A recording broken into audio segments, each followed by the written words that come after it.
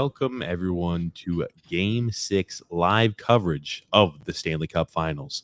The Colorado Avalanche have a 3-2 series lead over the Tampa Bay Lightning. I'm your host, TJ. With me here, Grumpy will be here. Do not worry. He'll show up later. He's in transportation right now. He's transporting back to his house. But we've got Philzfacts. And we've got Andy Francess, Philzfacts of Top Shelf Hockey Cast, and Andy Francess. You may know from Days of Our Lives in 2012, playing a drug dealer with somehow California surfer hair. Yes, I am here. I made it straight from the set of Days. I was about to say, you may know him from his podcast. You may know him for recently on Odd Shopper, which is what we were talking a little bit about. He's on an absolute hot streak. It seems like everything he's predicting is coming to fruition. Well, I appreciate that. It's been a run to remember, and I just wish, or I'm happy that these people didn't see me like 3 playoffs ago, because I just completely ruined everything. But ever since the Islanders' first run, 2020, I've been so accurate with my playoff picks. It's been crazy. The only one that I shanked this whole playoff run, and it essentially came down to a Game 7, was Game 7 Carolina Rangers. I went with Carolina. I had them, and that was my one mistake. But the method was good, though. I mean, never question the methodology. No, it's if I did it again, I would. I mean, I the previous round, I picked them in Game 7 versus Boston. It was hard to foresee that, but whatever. I'm not going to lose any. It doesn't matter if that's the team you have losing in the next round. It's just like when you play a bracket. It only hurts if the team that you pick to get eliminated early goes on a deep run. But yeah, it's been great. We're obviously coming down to the end here.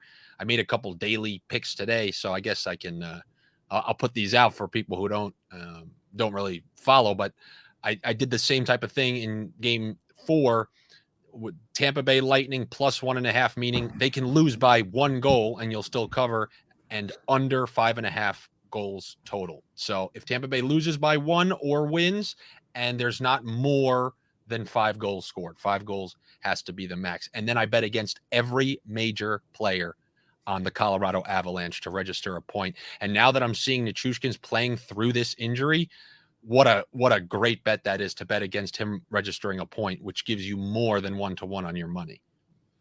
Yeah, I was about to say, and also really quickly before we get started, I want to get your takes and your weigh-ins of who wins tonight. Can Tampa force a Game 7 heading back to Colorado? But just so you guys know, all information for Andy as well as Philzfacts, you can find their social media handle. That will all be in the description below as well. But let me ask you, Phil, who do you have in tonight's game? And then I want to hear who Andy's got as well. I've got Tampa. And by the way, you guys have we'll sync up shortly. We'll sync up. I have Tampa simply because I have been on the Andy Francess gambling train this entire time. I've been taking all of his good advice, making money off of it. And Stamkos, if he could win the Conn Smythe for me, that would be nice. Might pay for a little bit of my kids' tuition. Not very much, but it'll put a dent in it.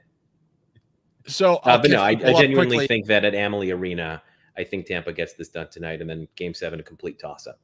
They are 8-2 at home. They were going to go, potentially 9-1. So early in the game, McKinnon has 2 chances, and they both get saved. He once again shows his frustration, looks immediately into the sky. He's getting obviously very frustrated.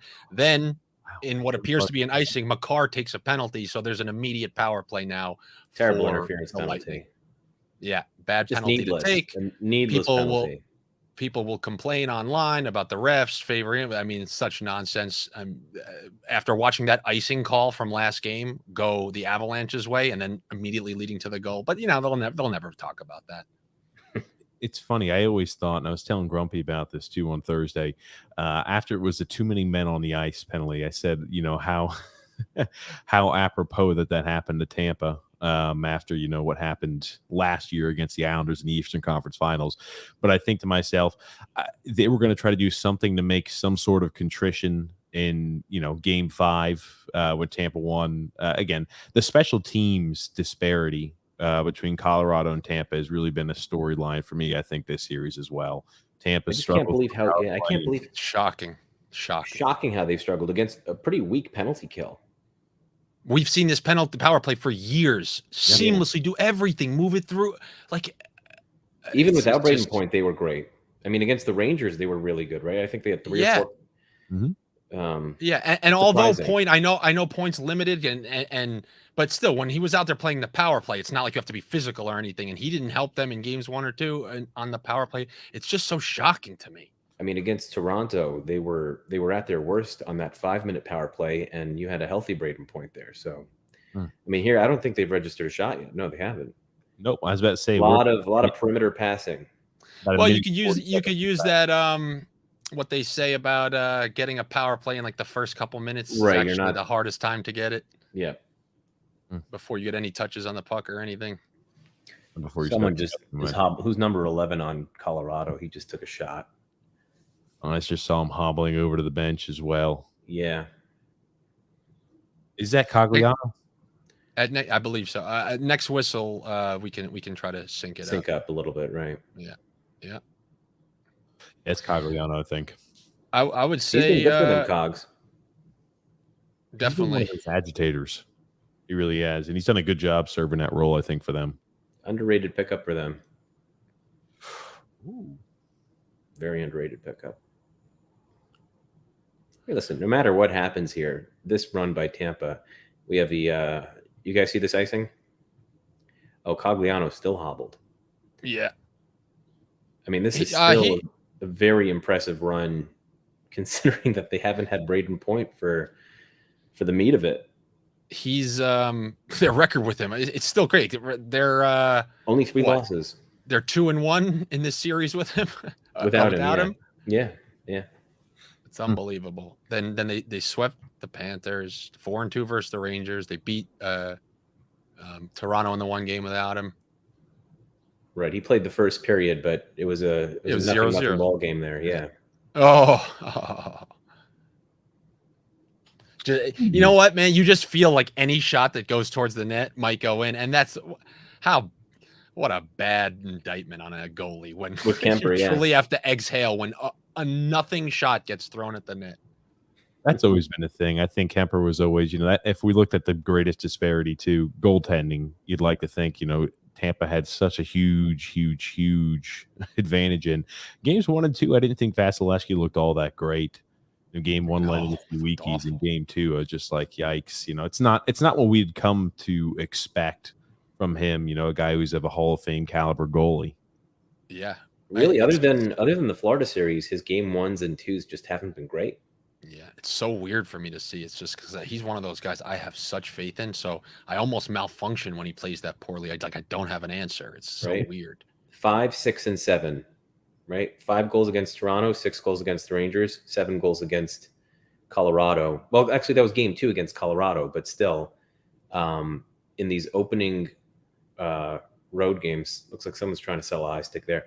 In these opening road games, he just hasn't been great, hasn't been dominant.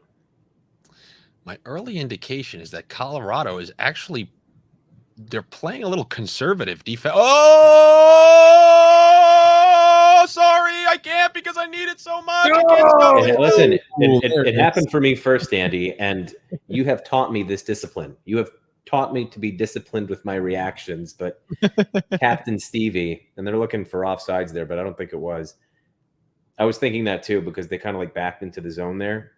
There goes Steven Stamkos with the goal. That's what then that's subjective. How are you going to review it? If the ref deemed he had control, because you're allowed to come in backwards if you have. What is Kemper? How can you end up like me at a roller hockey park sideways? Yeah. Well, there goes that bum Devon Tays just watching as usual. Okay. I was looking over the puck behind the net, gets a little pressure on him, and again he kind of squirts it forward. I was looking for Font because I've seen. I'm like, he has to be a big minus in this series. Devon, I think he's a -4 now. Nah, he weaseled it on the series. He's even because I was looking for it too. It seemed like he's been out there. Yeah, I mean, unless I was wrong. No, Devon's a minus. This is -4 now. On the series? On the series, he's a -4. He was -3 heading into this game. Now he's got a -1 here tonight. So he's a -4. Yeah. I must have been maybe then also combining with some of the Edmonton games. I guess also too, a lot of those goals. I mean, Colorado. I mean, they've scored a lot of goals this series, but how many is it? 6 or 7 power play goals? Oh my God, that is an egregious turnover. That is just not what you need to be doing. I mean, they had support there too. Oh my God, yeah. Jesus, it's a good thing Nichushkin couldn't move there, right? It was pretty evident he wasn't really moving well. I will tell you this: if they can somehow come back and win this series. I saw a stat they put on the other day. This is the only team ever that's had to play 4 straight 50-win teams in the playoffs.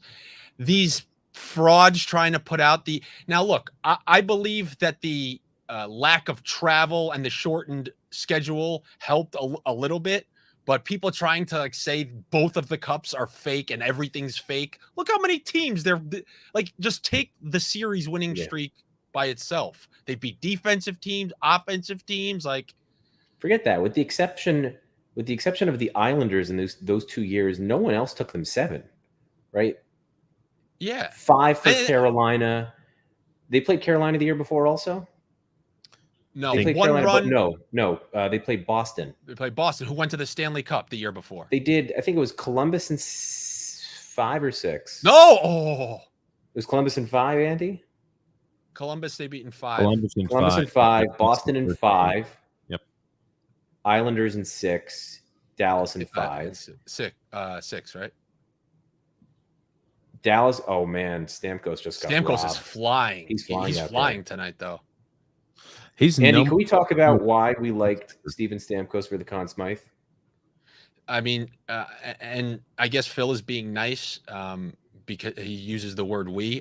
My friend is actually a regular working actor on television. He's one of my best friends, and when he books a role, he says "we." He goes, "Man, we got it." I want to be like, well, you understand, I have nothing. Like, I don't have the acting gig. My paychecks are 0 from this work. So I really appreciate the magnanimous nature of you saying we booked this as if I had something to do with it. But no, you got a great role, and this is fantastic for you. And I'm just the same guy sitting in a green room.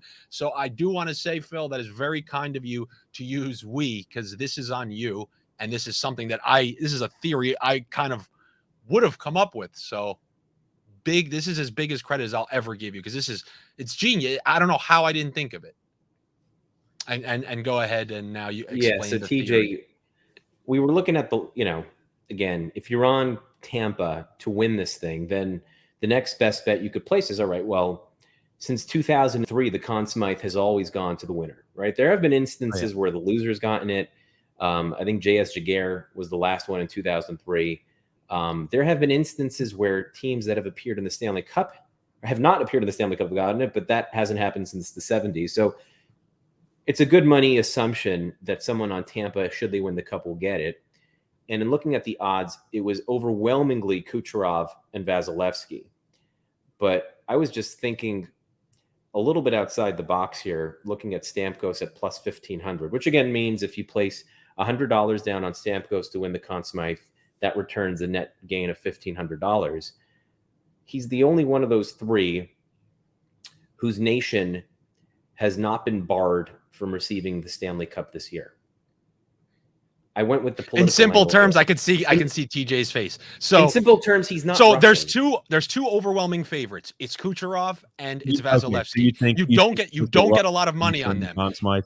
You get thousands of dollars, thousands, if Stamkos wins it.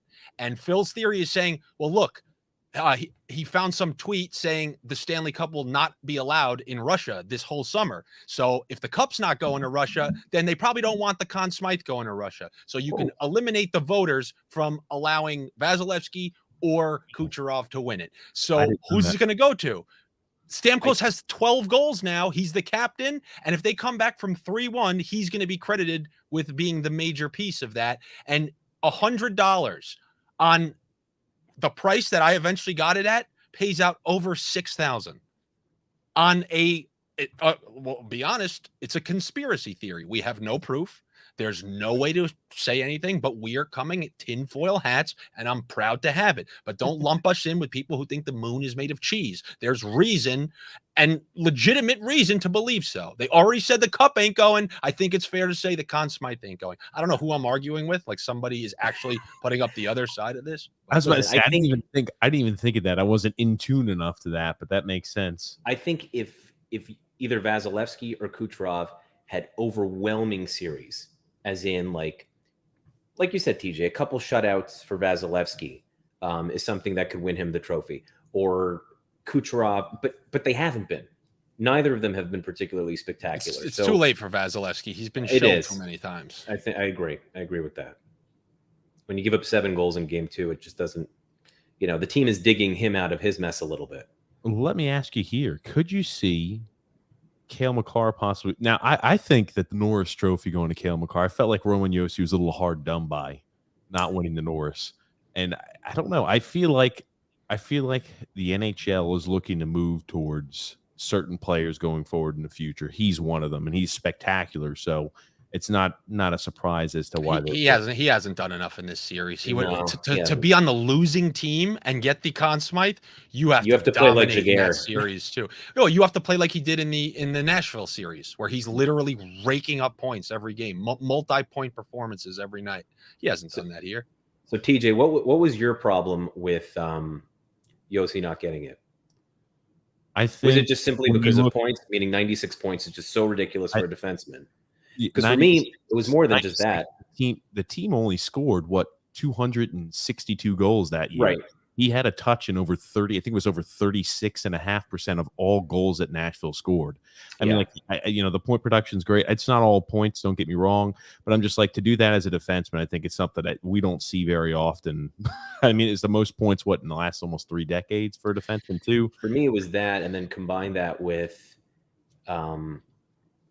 he doesn't have Makar. Well, he's the replacement for Makar. He doesn't have McKinnon, Landeskog, Rantanen, Kadri, Burakovsky, all those horses in front of him. It's insane, to be quite frank. And I think a lot of Duchesne and Forsberg's career years had a lot to do with Roman Josi. Yeah, so I don't know. I kind of felt he was a little hard done by. I do think that Makar is something special, and who knows? I mean, if Colorado wins, I think we mentioned it on the show. I know we mentioned beforehand, but Makar is a shoe-in to win there for Colorado if they win. Yeah. Folks, and the prices just occurred to me. Has there not been a commercial break yet?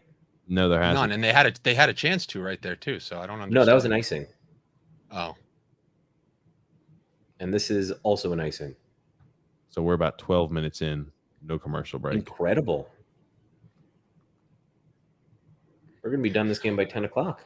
Lysol is very upset. Is it like a Lysol commercial or something like that? Is that how it goes? Yeah, they're sitting there. Come on, we've been waiting here. We told our parents our produced commercial. We've been working on it for a year. The Stanley Cup, Game 6. Well, I think it's more ESPN and Sportsnet, right? They don't get the ad revenue if they can't show the commercial. Phil, I don't know. I'm just joking. I don't think Lysol has their Stanley Cup. Do you need to clean the Stanley Cup? Well, ask Jack, who holds it all year long. When he cleans it, he uses fresh Lysol shiny wipes. Cale Makar has 3 goals and 4 assists against Tampa, by the way. That is a heroic block. That is a crazy block. Remind me, TJ, I think 2 of those goals came in the 7-goal route, right? 2 came in a 7-goal route. He had 2 assists in game 3, and he had a goal and assist in the most recent loss. Okay, and this is something I discussed with TJ, and you and I was on one of your podcasts last summer where we were talking about the Islanders and Tampa, and I think you were opining that it wasn't really that close because of the aggregate score. And to me, I don't think aggregate stat totals really matter. I don't think aggregate score matters, right? Tampa was outscored by the Maple Leafs in that series. Andrei Vasilevsky, for lack of a better way to put it, in this playoffs has been a Republican candidate campaigning to win in 2016, in that he will let you run up massive margins in small games. You have your California, you have your New York. At the end of this, I'm going to have Ohio, Wisconsin, Michigan, and Pennsylvania. right? He just needs to get 4 wins. Phil running 25 miles to go a quarter of an inch. All you got to say is if there's 1 7-goal game and 6 1-goal games, it's not indicative of how the series went. It's just a fluke game. Which is why I don't think McCarr's series has been as good as that stat line says. Well, I don't think. Well, TJ, they're not. They can't give it. That was hairy. How did that stay out? TJ, they can't give it to him if they don't win the cup. Nah. He hasn't had that kind of postseason because he didn't do shit against the Blues. He had like 3 points all series. He also, like him and Taze have been getting picked apart defensively too. That's always been a thing. That's always potentially going to happen when you have guys like that. We're on 14 minutes without a commercial. I don't know if I've ever seen this. Oh, they're freaking out at Lysol now, man. They can't believe this. And Jan Ruda has headed to the dressing room. Was he the guy that blocked that shot? Probably. Because if he's heading to the dressing room, it is because what on earth does Kucherov do sometimes? My goodness. No, dude, I think that was Cernak who blocked another shot and was re-injured. Then why did Ruda went to the room though? Yeah. Oh, did he? Yeah. On Sportsnet. So on the Sportsnet bug. Man, Kucherov just makes bizarre decisions with the puck. Look. The guy is drunk. He is drunk half the time. You have to. There just has to come a point where you realize that's what you're getting, and don't act surprised. It just is going to happen. And that is why he will not win the Conn Smythe. Oh man! And now they can finally break for a commercial. Early Vasilevsky is extremely promising. Yeah, he looks dialed in tonight. Yeah, what the hell? It was Cernak. Yeah, they showed Cernak coming back from leaving. Oh, yeah, there he is. Yeah, my gosh, I mean, that was a hell of a block there. You want to talk about a guy who, if he was cast in a movie, hey, get us a really hockey player looking guy. Wheel out Cernak's bones with that missing tooth up there and that beard, man. Oh, man, I tell you. Yep, he's got that big, long playoff beard as well. Yeah. Oof. TJ, your season's coming up soon, man. NFL. Yeah. Well, yeah. I was about to say. I'm sorry. I'm sorry. Since I've been working with this company, all I see is fantasy football stuff like flying in. So it's giving me the illusion like we're at training camp because they crank it out all year. And I just keep seeing it off to the side. You know, I'm scrolling on Twitter and I hear why Chase Claypool is going to be a top. So I'm just thinking, oh, it must be football time. I tell you, football's Mac Daddy. I mean, people talk about football. I mean, we talk about Islanders and hockey year round, but you go through the ebbs and flows where it's more popular than others. But I mean, football is popular year round. It's the king. It's the king. Yeah. It's the boss. I'm not going to be one of those idiotic people claiming it's not. It crushes everything in the ranking. Even NCIS, where people like in Japan gather around on Sunday nights to watch, it even beats that. It's the king by a mile. Sunday night football, just oh man. And then I was just saying today that that last Sunday on the Super Bowl, you just like look around, you get this pit like, oh wow, so it's just miserable Sundays for 7 months straight. It's just an awful feeling because Sundays, I mean, you used to have good shows like Game of Thrones and whatnot, but now we know there hasn't been a good show in 4 years, so you don't even get those anymore. I get so much time back when football's over because when the NFL and college is around, I'll be watching every Monday night. There's nothing on Tuesday. I don't think there's anything on Wednesday. I'll be watching Thursday college football or Thursday night football NFL. I'll be watching college football on Friday night. I'll be watching college football all day Saturday. I'll be watching NFL all Sunday. So it gives me more time back to do other things. But man, when the NFL and college football are around, I just feel like I'm not very productive. Colorado's answered the bell. It was 7-2 in shots, bunch of momentum. Starting to see, like, Tampa's having to block shots. They're put on the back foot. So once again, I'll give them credit. It's a good, like, obviously, look, they did get a good chance or two. You just got to give these guys credit. Like, if this was the Islanders, they're not seeing one chance until the third period. Right. And it looks like Tampa's playing that layered game where they just like present layers in the defensive zone. Oh, what a save. by Stamkos. I'm sorry, sorry to ruin that. But man, he literally kicked his foot out and took. Oh, not again. What minute are you on? 4:25. I'm assuming a goal was just scored then. No. Oh. Did you not see Lekkonen's go right off the post? I'm at 4:26. I'm far behind. Yeah. That's no worries. What do you mean? There's no way you missed it. It was an hour ago at this point. I'm at 4:22. They just iced the puck. God, hit it right off. So did you not see the post right before? I saw the post, but I saw the terrifying. I saw the Stammer block a good 7 seconds after you mentioned it. Yeah. All right. So is this an icing? Okay. So I'm going to pause mine now. It's a little kick save and a beauty by Stamkos. Yeah. So now I'm at 4:22. They just dropped the puck. 4:20. Oh my gosh! And they just got that one not on net. Interesting. I'll be honest. I don't know how the hell he missed that. I mean, it's a quick coming in pass, but he's got to put that on net. Well, I mean, that's just deflecting it. He's not shooting it. He's just trying to ramp it. He's been a great pickup. TJ, that's hard, man. Trust me. I know. Hey, man, these guys are the cream of the crop, the best. Oh, come on.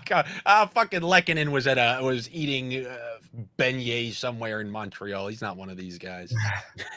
Is it weird that when I watch the series, I think, holy shit, how far away the Islanders are for these two teams? Miles, but if you can't really look at it like that because the style changes depending on who you're playing. Right. Like if this was the same Tampa team playing the Islanders, it would look like a chess game where there's not a single chance all game. But if they're going to push the pace, then holy shit, big hit. Yeah. Was that another icing right there? It was. Palat iced it, I think. Good Lord. Just get the red line, man. He launched that right before the red line. He didn't want to take a hit. Where are you, Andy? They're about to drop it at 3:55. They've dropped it by you. Yeah, so since I'm a few seconds ahead, I'm going to it's easy for me to catch up with you guys, so I'll do that in a sec. Actually, I have to I need like 3 minutes. Okay. I don't know why 3 minutes. I don't know why I need to announce that to you. Talk amongst yourselves. Alrighty. They finally got. You know what I just noticed? I think he's got a little Stanley Cup, little replica in the background. He does right there. I was about to say, yeah.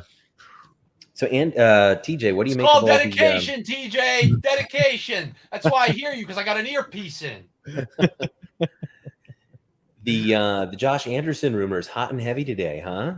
I'll be honest with you. I want no part in Josh Anderson. I think I'd seen what you had tweeted, and again, I think Josh Anderson, right? He had a good connection because I've heard all the speculation. He had a good connection. Matt Barzal wants him there. Does he? Is that what it is? I know they played together on the third line for Team Canada at the Worlds. They didn't do anything together though. Based off of somebody who I trust pretty closely on that, who's got a little bit of an inside hand, he had said yes from other sources, and I was like, okay. I'm willing to believe that. Okay. I said that I would be appalled if in any capacity our first round pick is included with a move for Josh Anderson. It's the wild and crazy hour. I've seen a lot of dumb shit that's been posted all over the place this offseason. A lot of really dumb shit. People are getting desperate. I think people need to find, content to talk about. Clicks. So with this cap space, they could just pretty much throw anything against the wall and say, look how we could make this work. They can make a lot of stuff work. I mean, here, if you find a deal where, first of all, even Beauvillier 1-for-1 for Josh Anderson doesn't make sense. No. 1, because of age, 2, because of contract, 3, because, I mean, you're really just kind of rearranging deck chairs for a player who, in my opinion, doesn't have in any capacity much greater upside. I'm not saying, listen, Anderson's a good player. He's a fine player. Yeah. Contracts, it's a rich contract for what he is, in my opinion. I mean, if you're talking about like, okay, they're going to give us Josh Anderson and their second round pick, which is like right outside of a first round pick for Beauvillier and like a fourth. Okay. I'll listen about it, right? Barzal says he wants this guy. Okay, sure, fine. That might make sense. But Beauvillier straight up or a first rounder, I mean, the 13th pick is a valuable pick. I mean, teams package big assets to move down from like 18 to 13. I've said that too. There are so many forwards and there are so many players that could drop in this year's draft, where one team might not like the production they've seen, or a few teams might not like the production they've seen in Brad Lambert, and the guy can play. And I wouldn't mind Pavel Menyukov. I wouldn't mind a guy like that even as a defenseman. There's so many guys where if they dropped and fell to us, I just think it would be ill-advised to make the trade and to trade the draft pick before you actually know who's available at that spot. Right. Somebody will fall. Right. I agree with that. Like I looked back a while ago just to see what series of trades we made to move up for Calvin DeHaan from the back of the first round to pick 12. How many picks did we give up to move up? What was it like? We gave up 4 picks, including a second. 4 spots did it want to being that we moved up in total, because he was at 12. We moved up from, so Kyle Palmieri was the pick we had. Okay. We traded the pick that was Kyle Palmieri with a bunch of other picks to 16, which is where Nick Leddy was taken. I mean, which is kind of funny that both guys whose draft spot we held, we ended up getting at a later point in their career. And then we traded from that spot up to 12, I think, to get DeHaan. And when you net it all out, I think we gave up a second and a bunch of other draft picks simply to move up like 14 spots in the draft to take the worst of the 3 players. Right. It's funny how that works. And who knows, maybe if he didn't have the injury riddled career, things would be different. But a guy who's never really able to stay healthy. Could be. But I mean, I'm just illustrating the point that like pick 13, if you were so inclined to, okay, there's 5 guys on the board here at 11 that we like, and I don't know, Edmonton's calling me. Well, Edmonton's pretty far back. Whoever has pick 19, let's just say, is calling me, and they're going to bundle a second with their pick to move up 6 spots, and there's 5 guys here that I like. Like, okay, I could see that. Hey, I wouldn't be opposed to collecting some 2023 draft picks. I'll tell you that much based off of that class. Yeah, especially if you get the first overall, which you won't get. Every single pick that's traded next year is going to be top 10 protected. Hey, TJ, how often do you watch Keeping Up with the Kardashians? Never. Oh, so it's very surprising considering all this nonsense drama that you like speculating about here. I was about to say, we do like speculating about drama, but yeah. I know there's Kim, Chloe, and the mom. I don't know shit. I'm just trying to say the speculation, it's the male version of the Kardashians. It is. And you can say, no, it is. None of these things, most of them, like you said, are people just trying to fill hours in the winter. Same thing, radio shows that are on every day. You should trust some guy who only has like 20 minutes to talk each week. He's going to get you everything he can in there. People who just need to clog up. I swear to God, one time I was in the car, that guy, Michael K. I just turned on the radio. It just happened to be on. He was on. I went somewhere for like a full work shift. I came back. He was still on the air. What is this guy talking about? Like, I can talk about things for years. But, I mean, if you're on that many hours a day, it's like Stephen A. Smith syndrome. My old theory was he can't know what he's talking about because he's never not been on the air. He's never had time to look into the games because he's actually never just got off the air. He went from one show to the next show to the next show. He can't even watch these games. So he's just saying anything. I know on Sportsnet, you don't have it available there for you, Andy. You're not watching it. They're showing the suits and who's walking. Oh, yeah. He was walking like my Uncle Bobby. Yeah. Who walks with a permanent limp. Yep. Yeah, that's exactly what it looked like. So, I mean, the fact that he's out there suiting up, I mean, tells you. Can we also talk about this? Joe Sakic and Chris Chelios' hairdos are freaking hideous these days. I mean, like, I don't know what they're doing with like the tips that they've got on that hair, but they just showed Sakic, and my God, it looks like noodles. Yeah, it's if you tried to actually do the hair on a Halloween wig. It's like whatever's left, you're just trying to make something of it. But I mean, it's like Michael Myers hair. I mean, it's awful, but these hockey players, they don't have, I mean, come on. I mean, I guess it's changing a little bit now. It's the last thing Alex Killorn has left is hair because he doesn't have any sort of speed or skills. So he better have something. Amazing how Killorn has morphed from 60-goal player to Leo Komarov in a matter 60-point play, not in 60 goals. 60 goals, is that what I said? 60 points. 60 goals in his career. No, I'm just kidding. He had 60 points this season, though, and he has 4 assists in the playoffs. I don't think he's registered a point since the Florida series. Am I right on that? Wow. I think that's what it is. I know he has none. He has none I have a joke, TJ, on the daily show that I do. I go, oh, well, there's the guaranteed bet. We don't even bring that up anymore. Bet against Alex Killorn registering a point. Right. It's just, but now you can't do it on the road because it costs too much. You could only do it at home games. Yeah, I'm showing last time Killorn registered a point. I think it's Florida, like Game 3 versus Florida, and that's the end. Hold on, there might be an old book in a basement somewhere that has his last recorded point. Toronto, yeah. Toronto. Wow. So he's 4 assists versus Toronto, which is pretty respectable. They have been on the ice for 20 games. That's a quarter of a season. He's on pace for 12 points, a 12-point playoff season. Not good. Not good. And he's on the second line. This is his 22nd game, right? Just by association, yeah, you'd figure he'd be able to get like an assist or like a a secondary assist in some capacity, but nope. Yeah, Cirelli has a couple goals. Like, what a joke. Nick Paul has held up his ladies and gentlemen, I mean, I will say this. Colorado, they answered, I would say, just fine. But as of right now, kind of on par with what I was saying. Low scoring, under 6. Right. Tampa playing tight. Anything can change with these rat bastard Avalanche. But they don't look like they're flying in waves. That waves thing, where every time they get the puck, it's an onslaught of 5. Yep. At least we're not seeing that tonight. I think Nichushkin's a pretty big deal. I think it is. He was their best forward in the series. Hey, well, they had, who else limped like that? Go watch when the Rangers got eliminated by, that's interesting framing. But when the Lightning beat the Rangers, they showed Point coming to the locker room to celebrate. And my brother texted me. He goes, not good for next round, man. Point's walking like Uncle Bobby. The same type of thing that we just saw with the Nichushkin walk. And my uncle, by the way, has no leg issues. He just has a permanent Italian gangster limp. He just walks. He walks like Patrick Mahomes after he rolled his ankle. It's great. Good gracious.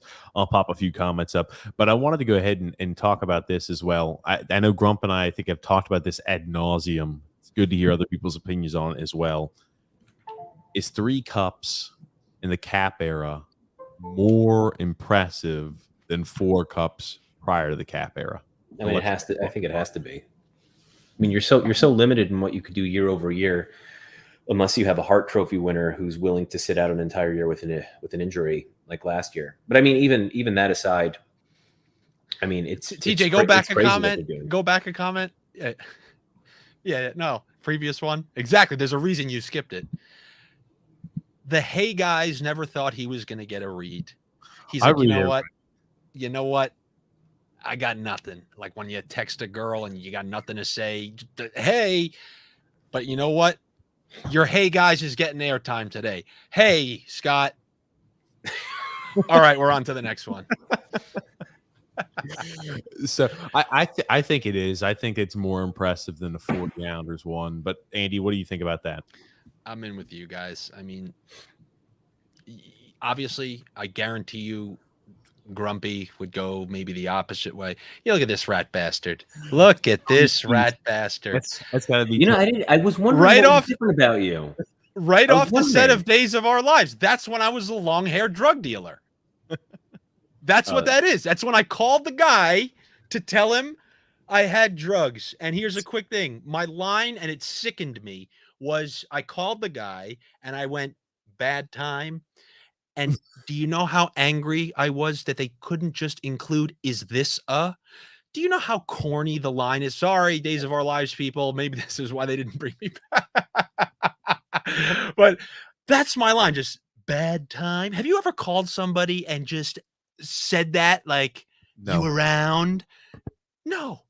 Is this a bad time? You know how easy that is to put to bad time? And I was just this is what I was in my dressing room by myself just trying to figure out a way to make bad time work. And I couldn't. It was awful. I went with a rotating Don't look it up, please. When you say that, it makes me want to look it up after the show. But oh man, what's up, Michael M? Yeah, the gang is back together. Scott L also saying, do you guys think that William DeFore will be what is expected for a goal scorer? So me and you, we have conflicting philosophies on this. I'm of the belief that when it comes to prospects, I mean, there are so many you can look through the years. It's very hard to pan out. You can look at a number one overall pick like Nico Hischier. What is he? He's starting to come into his own a little bit?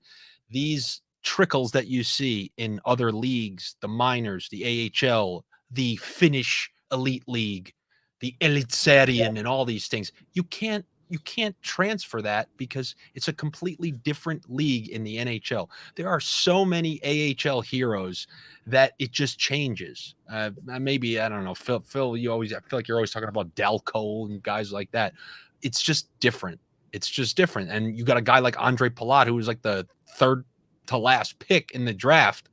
And I was just watching the other night, the 2016 series versus the Rangers when the Eastern Conference Finals. He's scoring goals left and right. This guy who they probably wouldn't have thought. Now, his skill set translates well. I mean, I don't know what to tell you other than USC quarterbacks is the best example I can give of the ones who don't.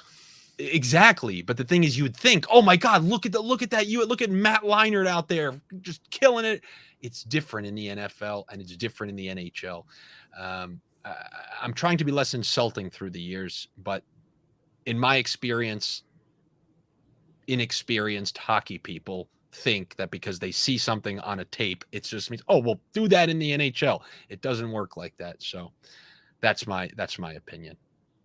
Yeah, listen, I mean, we see the Rangers, good example of this, a first overall pick and a second overall pick, just not paying the immediate dividends that anyone thought they would, considering draft position. And if it could happen with players at the top end of the draft, then certainly with the guy who was picked in the 5th round, I mean, in fairness to DeFore, he can't possibly have done anything better this season, right? You can't be better than being the best in your respective league. And he's doing everything that's been asked of him and more in the Memorial Cup so far. I watched 2 of the games. I think his skating is pretty bad overall. Yep. Which is going to hurt him in terms of finding open spaces in the NHL for him to, get that shot off. And his shot is ridiculous. But I think however much money they need to invest in making sure that he's actually able to move at the NHL level and keep up, I think it could be well worth it. But it's just hard to know.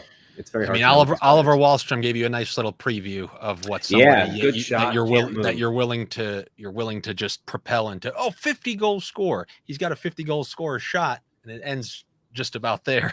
Right. From the waist down, he needs to get a lot better. I'm still bullish on Oliver Wahlstrom regarding William DeFore. Me too. No, me too. Me too. Anytime you see something, like you saw his skill set translate. You saw his skill set translate. Like he has a missile shot.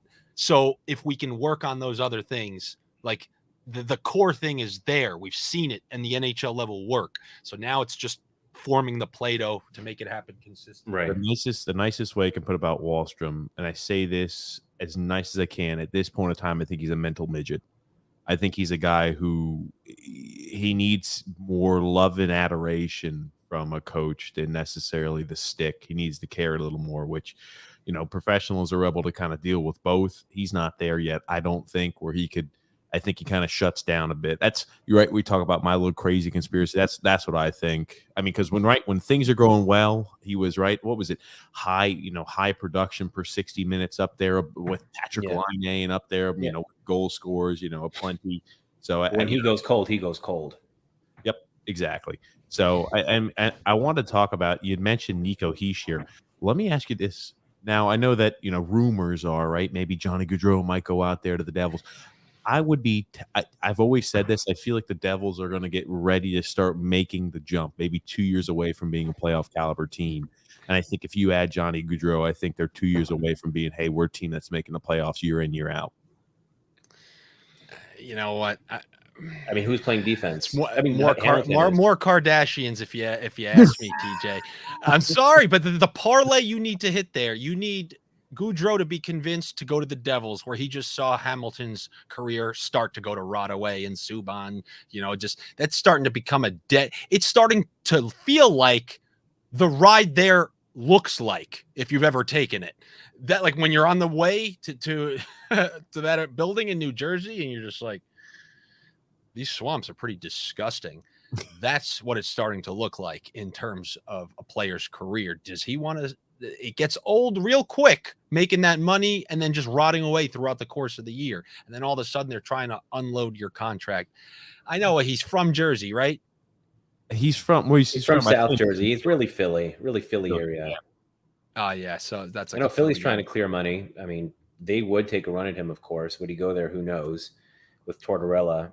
Right. I think he's got a good thing going up there. Sorry? I think he's got a good thing going up there, and we could watch him return back to his standard level of performing, not this absurd level that we saw during his contract year that people just love to and not you, Phil, I really mean this, not you, but I just do not like when somebody will shove that in my face saying, this is the guy you don't want. How about I frame the season where he played like 80 games and had 16 goals? I go, this is the guy you want. Get rid of the high, get rid of the low, and average out the range. That's who you're getting. We'd be getting. Hulk Hogan is at the game. Hulk Hogan. He's got a store down there. There he is. Terry. Oh, of course. He's always been a Florida guy. Terry. I forgot his last name. Terry Bradshaw. No, I don't think Hogan's his real last name. With an R, I think, right? Hold on. Okay, Terry's Hulk Hogan's first name. Okay, gotcha. Shows you how little I knew about that. Okay. I know, TJ. We've now established over a couple episodes. Terry Bollea. You've never stepped foot in front of a TV your whole life. When the internet sprung up, you said, now I can start looking at these screens. I will not. I respect that, by the way, because at least I know if you're talking about other sports, you're not going to Stephen A. me. There's no way you like Westworld and you like this and you like this and hockey and there's only so many hours in a day. So it's good to know that if you're talking football and hockey, you're not a Westworld guy. Yeah, there's none of that. Anything outside of sports is not a strong suit of mine. I love it, man. I love it. Good gracious. Good gracious. But listen, the Devils, it's not for lack of trying. It's not for lack of trying. What? I like the way a lot of their young players are coming into form. I mean, Heischer's taking a step forward. Hughes is taking steps forward. I look at, I like guys, right? I like Mercer, players. Bratt. Was that? I'm sorry? Mercer, Bratt. Mercer, exactly. I mean, Holtz is a young guy who I think maybe starts taking the next step forward next year. I'm just like, they've got a lot of those players. And I mean, think about it. Last year, their goalies were in shambles. I mean, Bernier, was he 1A, 1B originally when healthy? Who the hell knows? He wound up getting injured, which I think really threw a wrench into their plans as well. I didn't think they were making the playoffs, but I think that they were a team that really is taking steps in the right direction. Listen, it hasn't been for lack of trying for them. I think in 2019, they thought, okay, we're going to invest in a lot of different things over here and create a playoff team. They went out, they traded a couple picks for Subban. They traded 2 picks for Nikita Gusev. They signed Simmons 1 year, $5 million. Right. The next summer they went out, they got Andreas Janssen, they got Corey Crawford, made a number of other signings. They've tried to jumpstart this thing, right? You don't sign Dougie Hamilton for $9.5 million if you're not attempting to hypercharge this thing and get them there. And for 3 straight off seasons where they've made significant moves, it has done completely nothing for them. And a lot of it is if you bring in Gaudreau, you're going to all of a sudden now turn into a Panarin situation where you bring in a high-priced free agent, and it looks great. He's putting up points. He's making the team better. Now you have these high picks. They're not getting the ample power play time. They're not being put in the crucial situations. And you're better off losing with that core together and having them elevate and then bringing on like a winger, opposed to go getting a star to builder, like a star top power play, top line guy. And now your kids are the kids in this separate entity who are not trusted in the biggest situation, just like Kakko and Lafreniere. And it's why the Rangers have never been able to have a good forward since Alexei Kovalev. But I guess now Kreider qualifies after his big year. But every year they couldn't stop themselves from signing Brad Richards and Nash and Lindros and you name it. And they would never allow their it never ends. So we could just keep going. And their own forwards will never develop. The Islanders, on the other hand, through benefit of nobody ever wanting to sign with us, we will let our guys rot for 4 years. And eventually, all right, Okposo, he's playing all right out there. And it's what the Rangers don't do. It's what the Rangers don't do.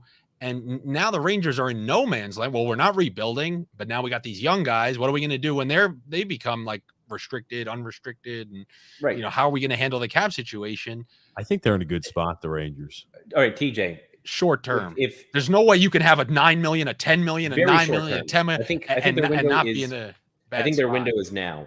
I think their window is here and now. Put it this way, if Shesterkin puts up 925 goaltending next year, are they a good team? If he goes from 936 to 925, are they a good team? Well, hold on. That's not what he was saying. He was saying with the cap that they're in a good spot, and I was just saying by virtue with the of cap, they're in a terrible spot. Their cap situation is completely screwed up. I was about to say you can't. Well, I think their team is structured well, even if they're going to be in a cap crunch later on. Look at what they're in a cap crunch today. Look at what Kevin Fiala will go for this offseason. Use that as a barometer. I think Kevin Fiala is a guy who had really one fantastic season, which was this last year. He's had point production. He's had production before in the past, but he really stepped on the scene in a major way towards the tail end this year. And just watch what he's going to go for this offseason. I'm not saying, right, a guy like, Lafreniere. I mean, who is it? Is it Kravtsov, who's not even playing in the U.S.? He's playing in the K. Okay. So, but TJ, but now TJ, you got to realize you're the guy who wants to say, all right, enough with this veteran stuff. It's got to be the youth. And now on the other hand, on the other side, you want to do the thing that you want to scrap the Islanders doing. Well, make sure you get the most out of these veterans right now. Try to get a king's ransom for your whole rebuild. And now you're the Rangers of a couple of years ago, immediately overnight again. TJ, here's my view on the Rangers. I think their defense is bad. Yes. I think outside of Fox, they don't have good defensive defensemen. I think Lindgren's fine. Their second pair of Miller and Trouba defensively is atrocious. Their third pair, they only gave them 10 minutes a game in the playoffs. Their third pair was pretty much non-existent. They were working 4 guys. Look at their top 6 scorers from the postseason, right? It was Mika, Panarin, Kreider, Kopp, Vetrano, Strome. Those were their top 6 scorers. 3 of those guys are probably not even going to be on the team, or at least 2 out of the 3 of those guys are not going to be on the team. We call that a meatloaf. You've got Mika starting a new contract for 8 years at 29 years old. You've got Kreider, who's 31 now, who just had a career year. He's not going to do better than he did this year. You have Panarin, who, if he wasn't injured in the playoffs, then I don't know what the hell was up, because at even strength, he only had like 6 points in 20 games. He's at that Tavares age, right? Is he like 31? Is he like 31? He's going to be 31 in October. The next tranche of players are very, very young, and none of them have proven outside of Fox to be worth much of anything. And to Andy's point, because of those players who are playing in the top 6 right now, they are blocking the opportunity for these guys to develop. It's why you have Kakko having 2 goals in 19 playoff games. It's why you have Lafreniere getting 2 goals in 20 playoff games. The opportunities aren't there for them. He still had 9 points in 20 games. He's 20 years old. I mean, I'm not too fixated on point production with the young guys just quite yet. I mean, they're 20 years old. Some can't even grow a freaking beard just quite yet. I'm not too fixated on the point production in that department yet. They are in a good spot. Like, they're in a good spot if you want to say, let's do an Adam Sandler click and fast forward through a true gruesome rebuild. And now, they're right back to where they were a couple of years ago. They're right in the mix. And they have more forwards than they used to. They have fewer defensemen than they used to. When they used to have a core of a whole bunch of them, they could roll out there and win those Tortorella games when they went to the Eastern Conference Final and whatnot. And then even the next team that went to the Cup. So they're right back in that mix of that right under the true favorites in the East. And they're going to have to build off of what they had. Like, it's good. Like, clearly they have some true scores, great power play, unbelievable goalie, a piece or two on defense. They're kind of in an aisle situation. They need more. They need more. The way I look at it is their best window to win a Stanley Cup is with Panarin. I don't believe any player that's on their team is going to be a better player than Artemi Panarin. Correct. And people yell at me, what do you mean Lafreniere is not going to be better than Panarin? Oh, what I mean is Lafreniere is not going to be better than Panarin. That's precisely answering the question is even insulting to the. You don't have to answer that. So they have him under deal for 4 more years. He's likely not going to be better from age 31 to 34 than he is from age 28 to 31, right? I'm not wrong in saying this. I think the best window for them is he's their best player, man. He gets almost 100 points every year. I think Shesterkin's their best player. Oh, I'm sorry. I'm sorry. Fine. Skater. You got me. Skater. As I said, I think going forward, I think he's got to be the guy they build around, and he could be fantastic, and they will. But I'm like, but again, he just had a top 5 season in the past 50 years. Yeah, but they went far. Is there a guarantee he's going to replicate that? Here's the thing. I think Challenger is going to play better next year. I think there's room for growth on the defensive end. Defense is the biggest issue. Right. They don't need any goal production or offensive production out of their defensemen. They need a guy at 5-on-5. They certainly do. Was that? They were a mediocre 5-on-5 scoring team this year. Yes. They were like Red Wings bad at 5-on-5. Yeah. But you never know also how much of that is because like if your power play is that good, it's like I feel like you structure your whole game to get power plays. It's weird. It's like I don't know how to explain it, but it's like if they were never scoring power play goals, I bet you it would change their offensive philosophy 5-on-5. And by the way, guys, the second period is underway. I'm sorry, we're getting off topic, but second period underway between the Tampa Bay Lightning and the Colorado Avalanche. TJ, I got news for you. If they needed you to provide that update to know if it's the second period, then that guy who said, "Hey guys," he's got bigger concerns. Maybe we. Yeah. What was his name? Let me apologize. No, Scott. Sorry, Scott. I'm just the thing that drives me crazy about the Rangers is just everyone not understanding that rebuild and where they got this year is impossible to pull off if your franchise isn't located on Broadway, right? They didn't do anything more clever or better than the Detroit Red Wings or the LA Kings or the New Jersey Devils. It just happened to be that Panarin and Fox wanted to play there. I mean, great. You're a world-class organization. You're the richest franchise in the league, and you play on Broadway, and everyone wants to be there. That's unique to you. What's going to be the excuse going forward if the Islanders are unable? Right, we always talk about, and I think a lot of people have expectations, and we can all dream, right? Waking up Christmas morning and everything goes aligned to plan, and we could dream. But what is going to be the excuse when we don't have I'm going to use air quotes, a big name free agent or a guy who really makes a ripple for the Islanders sign this offseason, right? We've used excuses. At least people have used excuses. Oh, it's the arena back and forth. Oh, it's because we had bad. We've seen excuse after excuse for decades. I'm just wondering what's the new excuse going to be if a player or a big name guy doesn't want to come and play. It will be the full realization that no matter what the Islanders do, new arena, old arena, no matter where they are always just going to be viewed by NHL players and agents as a second-tier franchise, similar to the Columbus Blue Jackets, similar to pick any of these other teams. Players have avoided the Islanders in free agency like the plague. I think the cap world has helped in that you look at the Rangers now, and they're completely cash-strapped in terms of what they're able to do from adding a player standpoint. So it removes some competition, but you're never going to win a race when you got the Rangers next door. And even when the Rangers are out of it, there's still probably 8 to 10 more desirable destinations of teams that have cap space. That's just the reality of it. Players would rather be in Colorado. Players would rather be in Toronto and Montreal and Pittsburgh and Washington and Boston. That's just the reality of it. And we have a goal by Nate McKinnon. And I returned the favor where I stayed silent. Man, oh man, yep, that one-time ring attempt there. Game all knotted up. Got to see that replay, man. Oh man, it kind of reminds you. Is this not similar how Game 4 went down too? I think Tampa had the lead going into the first or going into the second period, and they gave up a goal early. They responded back pretty quick though, but yeah, my gosh, Both the previous games. Uh-oh. Unmarked man. Why are the refs? So, I mean, I'm not spoiling anything, but the refs are just huddling. I don't know what the hell they're talking about. Huh. Oof. Oh man, he just missed it. He caught that shot with a little bit of his blocker, but unable to get it all. Yeah, I do see them huddling up now as well. Maybe Tampa's looking at something. Cooper's complaining about something. Maybe the Avalanche had 7 men on the ice. No, because nothing like that's reviewable. I'm kidding. Did the puck exit the zone and get brought in offside? Did someone interfere with the goalie? I don't know.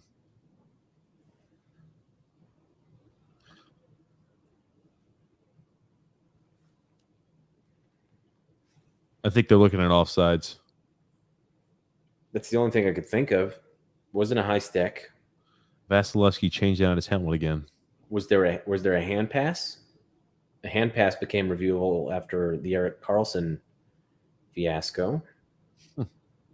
Stamkos doesn't look happy, which means this is probably a goal. And this is a good goal. Unless Cooper wants to challenge for something. They're not challenging, but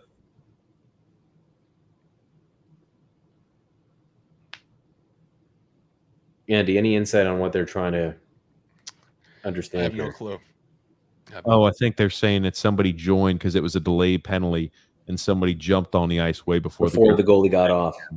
Another one of the dude. I'm telling you, that shit has just been going on rampant this series. And again, like I don't think that changes the outcome of Game 4 at all. I think Colorado wins that game. Put Tampa on the power play. But I'm like, I never get how the officials miss shit like that. That stuff drives me nuts. There's literally an official all the way in the back who looks at all that shit and sees those changes that are going on. I'm just like, how to let? I'd have to see the replay, but I maybe it's not egregious, but who knows? They on that goal they had the big line together. They had Rantanen. Oh, Rantanen and McKinnon Landeskog. Yeah.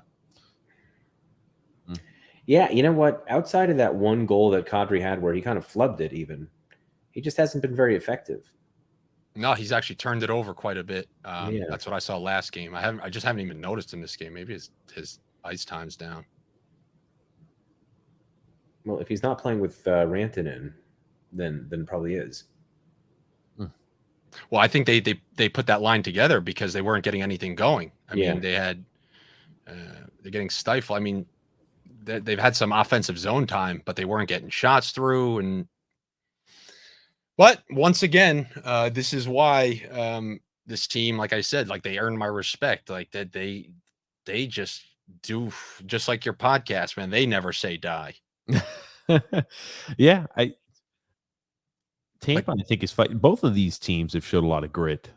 I mean, I know, but we like Tampa's battle tested. We know, but the fact, if you look at the previous series, they were coming back. Colorado in so many games, they had I forgot how many come from behind victories they have in this game, and no matter how many times, like 2 times in game 4 they trailed, 2 times in game 5 they trailed. They came back all 4 of those, and then tonight they trailed again. Now, granted, they lost the last game, but they came back from both those deficits, which sometimes people don't do on Tampa. Like once they have a lead, it's over. Like ask Florida. Car just got bodied. Oh, man. Oh yeah. Yeah, you know what? I was just trying to make an analogy. That's all. Oh yeah, I'm just trying to get all caught up there with the comments. Yeah, Grumpy is coming. I think probably maybe towards third period. Who knows? He'll probably be in here. I know he's still driving. But let me ask you. Let's say this game stays tied 1-1. Who does that favor more? Is that more in favor of Colorado or Tampa? Well, It's tough to say. We had a tie game in game 1. Colorado wins in overtime. We've seen it. We've seen Tampa had a lead. They lost. We've seen Tampa had a lead. They blew it. Last game they won. It's just, this is one of the few times I have no clue what's going to happen, man. It's so weird. You just don't know from shift to shift. And this comment, Jeremy Ford, I have heard that they are, if there is a suitable partner and he needs to be included in a trade, they're more than happy to include a guy like William Dufour in a deal. So, performance in the Memorial Cup, maybe that does help sweeten his value a tiny bit. But again, I'm just not sure the value is all that high on a guy like him just quite yet. Certainly doesn't hurt his value, that's for sure. No. Remember Sven Berchi? He was another one of those guys. Yeah, he was another one of those guys from the queue, and he could skate too. But he was one of those guys from the queue that put up after his draft class season, put in a boatload of goals, a boatload of points, and never really panned out to much anything. I mean, like, you got to always be careful with those guys from the queue. It's like a freaking rifle. It's like a gallery range over there. Like Lafreniere. That too. And what's up, Frank? Keep missing the net, boys. Just keep missing the net. One thing I was shocked too about Colorado, man, oh man, did they really finish their checks? I wasn't expecting to be as physical and to finish their checks as well as they do. Oh, they really don't want to let it slip away. They've got some physical guys. I think Cogliano helped with that. I feel like the whistles are going to be in the pockets the remainder of the game. Everything from their the physical play, their ability to come back, they're just not folding like that. It's like they're hell bent that even if they lose, there's going to be no reason. Like, if they were to lose this game, what are you going to say? Oh, they came out flat. No, like they're giving it every game, and I got to give them credit for that. Andy, they've got these guys out for 2 minutes and they send out Killorn. Come on. Yeah, of course. Come on. Yep. I'd sooner send out Riley Nash than Killorn. Killorn is just going to score the most beautiful Game 7 winner in overtime. That's a brilliant play, though. They flipped it up to the scoreboard to put it out of play. That's going to be tough, though. You know what I mean? If you can intentionally do that, hey, go for it. And it probably is tough, but that's what happened there, right? Yep. If you're launching it for an icing, I guess the only risk you run is if it leaves the playing surface. Well, then it's a delay. The problem is if you fan on a if you fan on a flick like that, then you potentially have a turnover in your own zone. You've seen that many times where they try to like finesse it a certain way, and then they fan on it, and then it goes dribbling to a player like waiting right at the blue line. That's the issue of when you really try to like finesse it like that. I tell you, man, it just looks like in transition, Colorado, again, the speed just kills it. And again, like they're just, I feel like they're in scramble mode in transition, at least coming back. Tampa is a lot of these times. That's how it was early on in the series. And you see moments of it every once in a while. And anytime they're in transition like that, when they've got an odd man break, I just kind of sweat a little bit for Tampa. Of course, it's just crazy that they're able to sustain it all this time. Like I was saying, the waves of 5. It's crazy. It's crazy. Yeah. Ooh. Now, granted, it helps playing teams like Nashville, Edmonton. Like you didn't really have to use and burn too much energy up when you're playing. Yeah. The Blues slowed them down by Game 6. I'll tell you that. Yeah, they definitely did. I mean, if the Blues, that series would have gotten interesting if the Blues pulled that Game 6 out. That was I mean, Husso was just he was everything you expect from a backup goalie. That was another game, by the way. They trailed in the second, they trailed in the third, came back both times and won. Like it's crazy. These aren't easy situations. That's St. Louis trying to send it to a Game 7. And they have the momentum on home ice, and Colorado comes back in the third and wins. Those are not easy situations, backup goalie or not, and they did it. So Noah W has a question. Who do you want us to go after for the left defenseman? Who would we realistically get?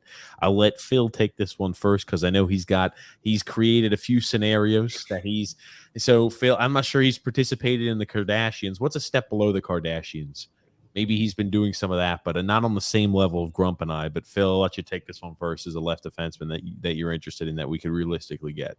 Listen, I mean, realistically, I don't think the answer to what they need at second left defense is on the UFA market. I think you got to look at a team that has a surplus or is cap strapped. And Mike Riley was someone I thought would be interesting from Boston. With his offseason surgery, he's going to be ready for the regular season. But that's an interesting one to look at. They're saying that Nick Hague in Vegas is someone that teams in the East have inquired about. Interesting. It's so hard to say. There's plenty of like third pair lefty options available in the open market. You've got Zadorov, you've got Ian Cole, you've got Calvin DeHaan. There's a bunch of those kind of guys out there, but there's no true second pairing guy, which is really what killed the Islanders last year. It's tough. I heard Big Z's waiting to September. Till September, exactly. He's coming back. So, hey, maybe we've got that top four defense option still available for us, Phil. We just have to be patient. I can't. Time. I won't be able to watch. I just couldn't. I don't have the strength, the energy, the fortitude, the will, the passion, the desire. I just, him and Gronkowski, they're going to do the late season returns. I mean, he's 45. He's going to be 46. Like, good Lord. Who's taking him? I just couldn't imagine there's a lot of people lining up.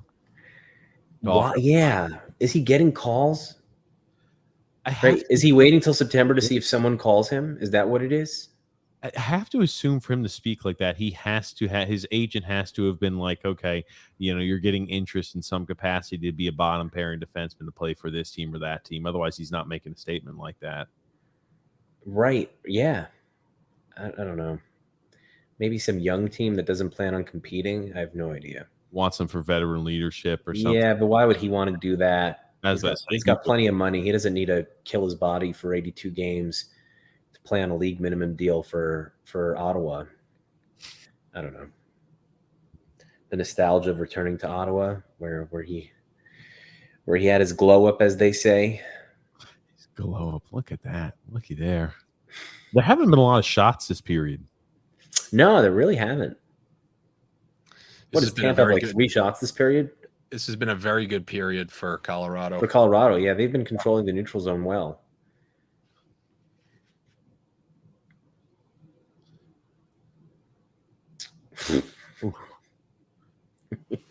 Where did that puck go? That's really the line that's the only line that's been generating consistency the entire playoffs. Yeah.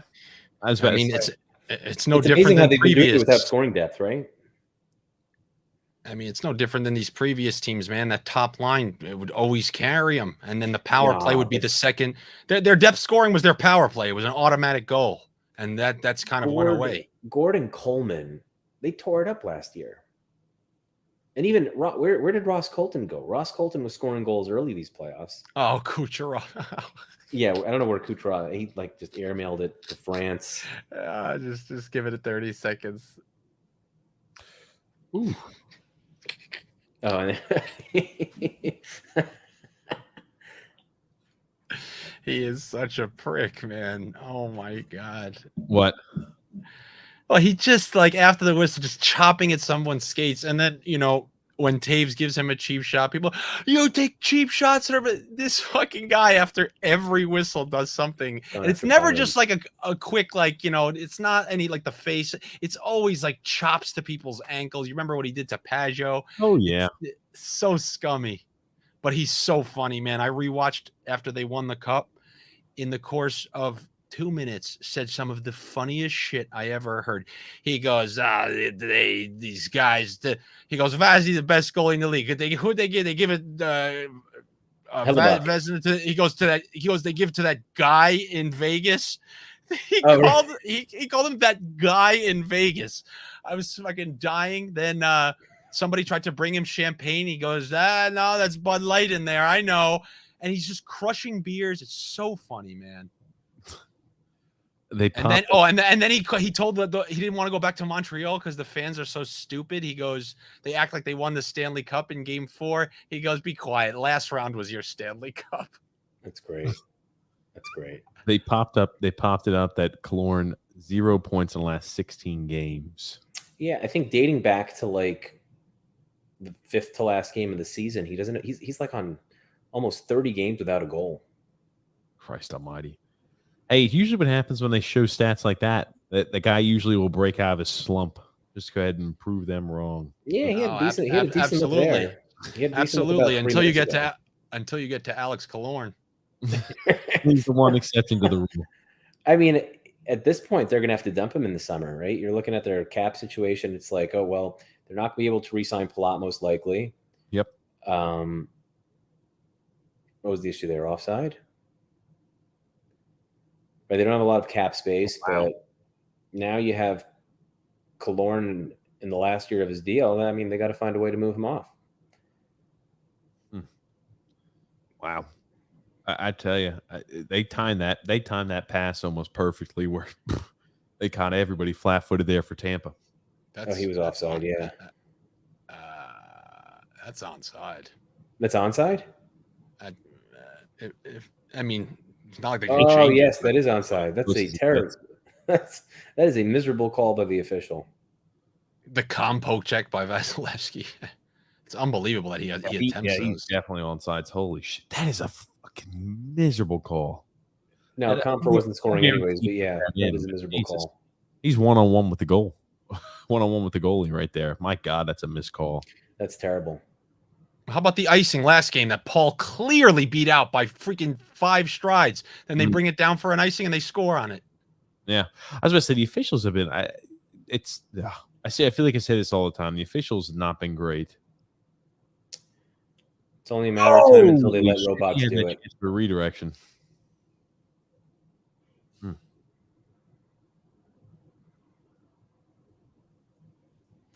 Oh, this is going to be a pickles game coming down to the last minute. Oh, my God. I haven't been impressed with Belmar, to be honest, also. Was he acquired via trade, or who's it? We signed him in the offseason. Okay, gotcha. He was a free agent from Colorado. Colorado is one of those teams that have a lot of unrestricted free agents this offseason. They do. They have a lot of cap space, but they can't really use all of it. They have to leave about a $13 million placeholder for McKinnon, right? Yeah. So unless it's 1-year contracts, you can't. I mean, he's going to make $13 million. I think he's going to become the new highest paid player in the NHL. I don't doubt it. I mean, like what the NHL recorded. When does the CBA end? Is it 2024 or 2025? I don't know, but they said they're not going to be able to start raising the cap for at least, I think, another 3 years. They'll do like $1 million, which these are just, a way to kind of artificially inflate it a bit. But they're not going to catch up with that debt from COVID for another 2-3 years here. They had the highest recorded revenue by the NHL this last year. I just kind of sit and I laugh a bit. I mean, like the players are always. Man, I tell you, I like the physicality ramping up in this game, though, too. It makes for more enjoyable action. But you were saying something about the players and the. Oh, I'm sorry. The players, I feel like, always end up on a short side of the stick. I mean, like, my God, they cave all the time. Like, you look at, and again, popularity has a lot to do with it, too. But the MLB pretty much, anytime they go to the CBA, they always come out as a resounding winner. Same thing with the NFL. Same thing with the NBA. Just the NHL. Ooh. Holy hell. You know what? Maybe they just have smarter owners, right? I don't know. The NHL owners. Pretty smart. Yeah, I mean, listen, it's a 50-50 revenue split or profit share.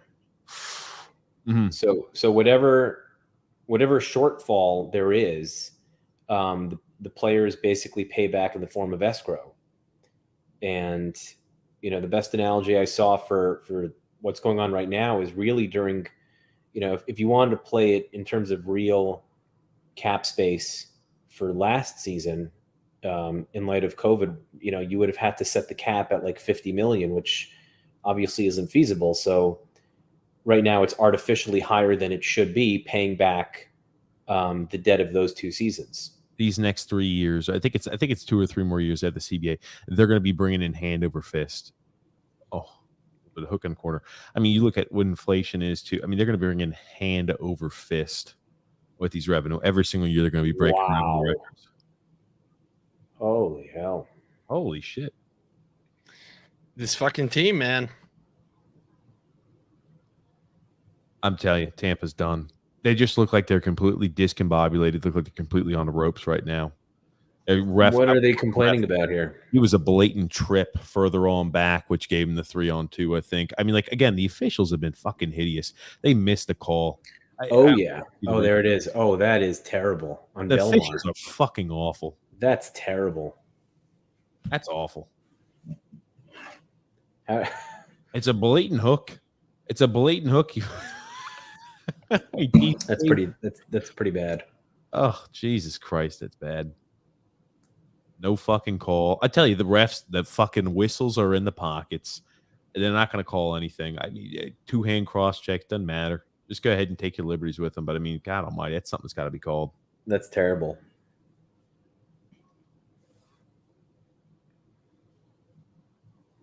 I mean, I was wondering how they got that 3-on-2 so clean there.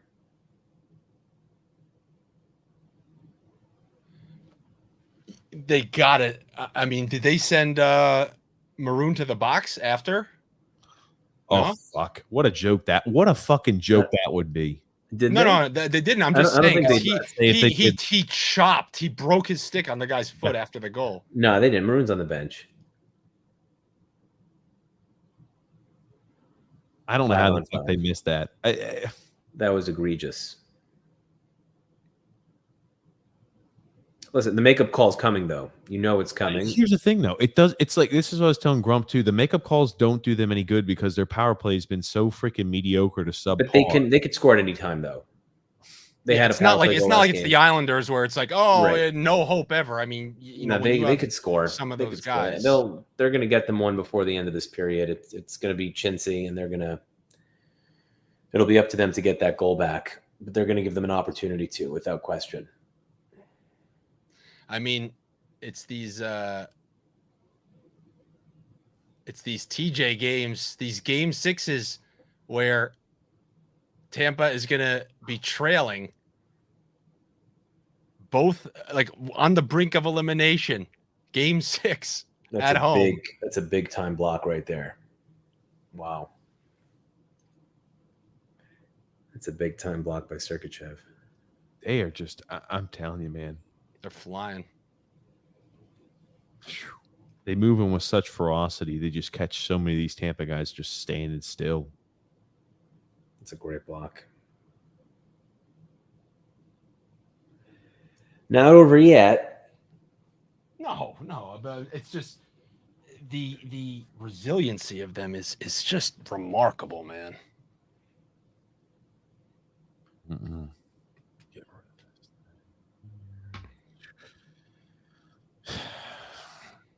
Purity complex. Yes. I don't know. That's on season 2 of Keeping Up with the Kardashians. Yeah, I don't think it's an inferiority complex. I just think it's a matter of where you want to go as a destination for a player. I think we've had so many poor years that we've got a bad brand still associated with us despite recent success. It takes a while to change the mindset. Probably. Hey, they just had an awful season. Now they have a rookie coach after firing a Hall of Famer. Want to come? I don't know. Who plays for you? Matt Barzal. Who else? Noah Dobson? Anyone else? I don't know. Pellick? Sorokin. And who plays for you guys? Oh, we've got Jack Hughes, and we've got Nico Hischier, and we've got 17 first-round picks coming up. I don't know. I don't understand why anyone would want to go to Jersey unless you enjoy Newark, which no one enjoys Newark. It's not an enjoyable place to be. Oh man, I'll tell you. 25 minutes on the Long Island Railroad to Manhattan, and the Islanders get viewed as a secondary market. Of course, they're a secondary market. They are a secondary market. They're second to the Rangers. They always will be. But then why don't the Mets have issues? Why don't the Jets have issues? But Mets always complain about that prior ownership. We're a small market team. Like, motherfucker, you're right next to. I'm like, are you kidding me? But the Mets are like, what are they? A top 3 spender in a league that doesn't have a hard cap. Ownership change, yeah. It's different. It's different. If the Islanders were able to spend in the same capacity that the Mets could, then sure, they'd find a Max Scherzer somewhere by paying more than what the Yankees probably would need to. I don't know. The Mets are not viewed, I'm sure, by players in the same light as the Yankees. I wouldn't think. What do I know? Oh, someone had to be there to clean that up.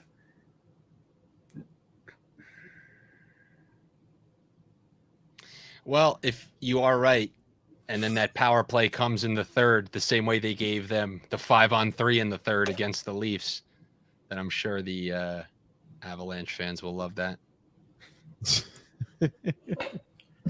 Yeah, I mean, you mentioned it though, right? We haven't had a chance to talk about the new head coach hiring since Lambert's been I guess been placed as a head coach. Let me ask initial opinions, initial thoughts on it. Well, I mean, from what angle? In terms of if I think Lambert will be good? Well, I think it's better than what it could have been, and what it could have been, like one of these old legacy guys like Babcock. I think that would have been terrible. That should be a penalty right there.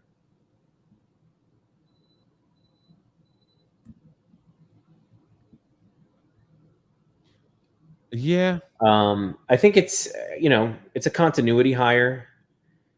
I don't think fresh blood in the NHL is bad in terms of coaching. There were a lot of bad options. Let's put it that way. And it's just hard to know. I think Barry not coaching and taking a position. You're gonna watch a guy get absolutely destroyed. I saw that. My God, playing physical down low. McDonough, I thought he's had a miserable season. Yeah, he's had a miserable postseason. How many minutes? Cross-check? Yeah, McDonough. That's a good call. Holy shit, man! That's sporting. He should go to the freaking box. But here's the thing: what are they going to call on that? The refs haven't called shit all game long, and that's a boarding call. It certainly is, but they haven't called shit all game long. That's a dangerous hit. How many infractions have to be missed? But this is the one we call. Do you know how dangerous on Cernak, the one that you said that's a penalty right there? Sent him feet first into the boards. Yeah, crashing. that one should have been a penalty. Yeah, I just hate they're so subjective as to what we call. You have to sell an injury. That's basically what will get it for you. Yeah. If I lay down there, they'll go ahead and if I have to get helped off the ice with the trainer, they'll huddle together and say, well, that has to be a penalty in some capacity. And then you can come out there at the end of the next period or at the start of the next period. But man, that's with what they've let go today. I'm not shocked they called that, but yeah. Well, let me ask you this, TJ. Well, two things. First of all, with Trotz not taking a job now and taking care of whatever family issues, to me, it seems as if he just. I don't think it's that he lost the passion for it right now, but maybe he wanted something very specific in terms of role autonomy that wasn't available to him. He wants complete control. He wants complete control, right? This is the best offseason to have been a Hall of Fame coach looking for a job. You had Boston, you had Vegas, you have Winnipeg, you have Florida. I mean, there were premium vacancies which might not exist next year and might not exist for a while unless a team like the Leafs decides that they want to fire their head coach. But as it pertains to the Islanders, was there someone you would have preferred to have seen them bring in other than Lane? Did you want Tortorella? Did you want... There's familiarity. It's not like, hey, I've got to reacquaint myself with everybody new. I mean, like, is Lambert keeping a lot of the same coaching staff together? I don't know. Well, Hiller is gone. I did. Power play coach is gone. Gruden is gone. I don't know what he did. Those are the first two that have been announced. Greco is still there, the goaltending coach. Mm-hmm. Korn, who's the director of goaltending, is still listed on their website. So I know he was. I thought he was leaving or looking to leave. he might still leave, but as of now, no such thing has been announced. Yeah, I think, man, oh man, they're 6 for 15 on the power play. They must have Pretty gone. Did they ridiculous. go 0 for 3 in Game 5? Because they were at one point 50% on the power play. Yeah, yeah. There's two ways to look at that. If they don't get one here, then Then the Tampa next started a penalty's little. going to them. I don't know. I think they buried their whistles the rest of the game. I really do. They can't. Unless it's like one of those delay game calls. But I think he's got familiarity. I think that helps. The only thing I do not like is, again, we've got a coach who has 0 head coach experience at this level and 0 playoff experience when I think our window is in a finite state. I just don't like that. Is this going to be a 2-on-1? I don't know. Well, no, because whoever was coming up with Killorn is slow, and Killorn is slow also. I mean, good job getting it on the net and creating rebound, but no one there to kind of cash in on that. Death taxes and Killorn is not scoring. Listen, he did everything he could do there. Belmar's not getting there in time. I mean, he's not a particularly good skater. I think they were worried too about Lambert possibly leaving. That was at least a rumor, possibly going to Detroit. I mean, you see a lot of people who were saying about Trotz, like, oh no, he just wanted to take some time with the family. I'm like, to that I call bullshit. You don't interview for 3 or 4 head coaching positions if you're not looking to seriously entertain, coaching that year. I think they just weren't giving him what he wanted, which is complete control. He wanted to be the general manager and coach. Teams weren't willing to give him that right now. Listen, Philly offered him $35 million. I mean, that is a lot of money to leave on the table. There's definitely more than meets the eye. That's for sure. It's got to be he wanted to be general manager as well. I really do firmly believe. Be. Maybe he wants to be Bill Belichick. Yeah. Yeah, right. Big happy bald Bill Belichick. He can grow his facial hair. What about Bill? Nah, TJ is I'm firm in the camp that Trotz wanted to coach this year, but didn't get the offers he was looking for, which is general manager and head coach. Reason being, people quote family issues are the reason why he wanted to take some time off. The guy, not people. He said it. It wasn't people quoting it. I'm sorry. It was him himself. He said it, and for that, I call complete bullshit. Maybe a little bit, but you interview for 3 or 4 head coaching positions. If you really are thinking, hey, I want to take some time off, you're not going and interviewing at, a quarter of the coaching vacancies that are out there on the market. I just don't buy that. Fair point. What would they have done next year when the contract was up? Was that? What would they have done? I mean, next year it would have depended on what they did from a performance standpoint, right? If you missed the playoffs again, then you'd have a hard time justify bringing him back, I think. Right. So what have you done for me lately, league, right? I mean, guys are fired and hired in a freaking quick pace. Always has been. I mean, like, if it wasn't Barry Trotz, if we had another head coach not named Barry Trotz or not a Hall of Fame caliber coach, they would have been fired during season. I firmly believe that. Yeah, I mean, for sure. For sure. I mean, it was, and even if it were Barry Trotz, it was all about the recent success in the playoffs that made it impossible to do so. But they set a franchise record for most winless, the longest winless streak or something like that, 11 in a row. It was terrible.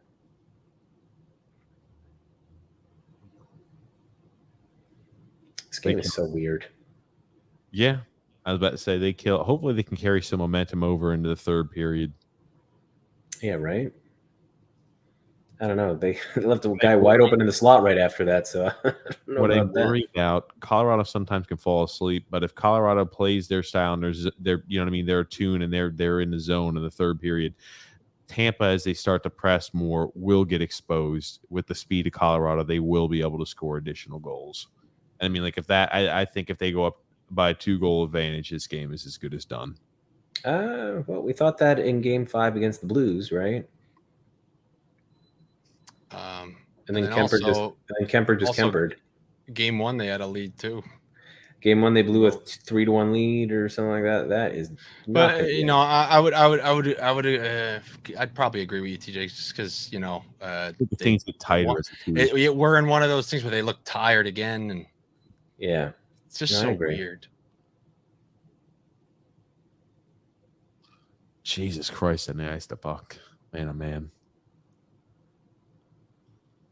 Yeah, they need to just come out and somehow have their best period. Oh, okay. So the reason they were complaining on the first goal is because they thought they had touched the puck. Puck possession on a delayed call was called, and they didn't give them the touch of the puck. Well, shit. I hope they should. I hope I am able to see that replay again because I'm interested to see if they missed a call like that. The rule isn't touching the puck. The rule is possession, and that's a judgment call, right? The ref has to determine that you have possession. And they didn't.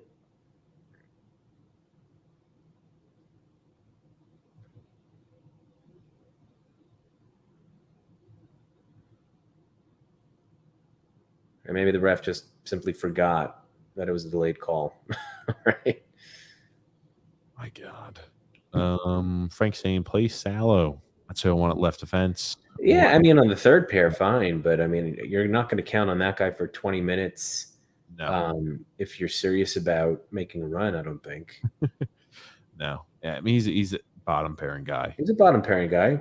He could move up as his career progresses. He's still young. He's 23. But I don't know.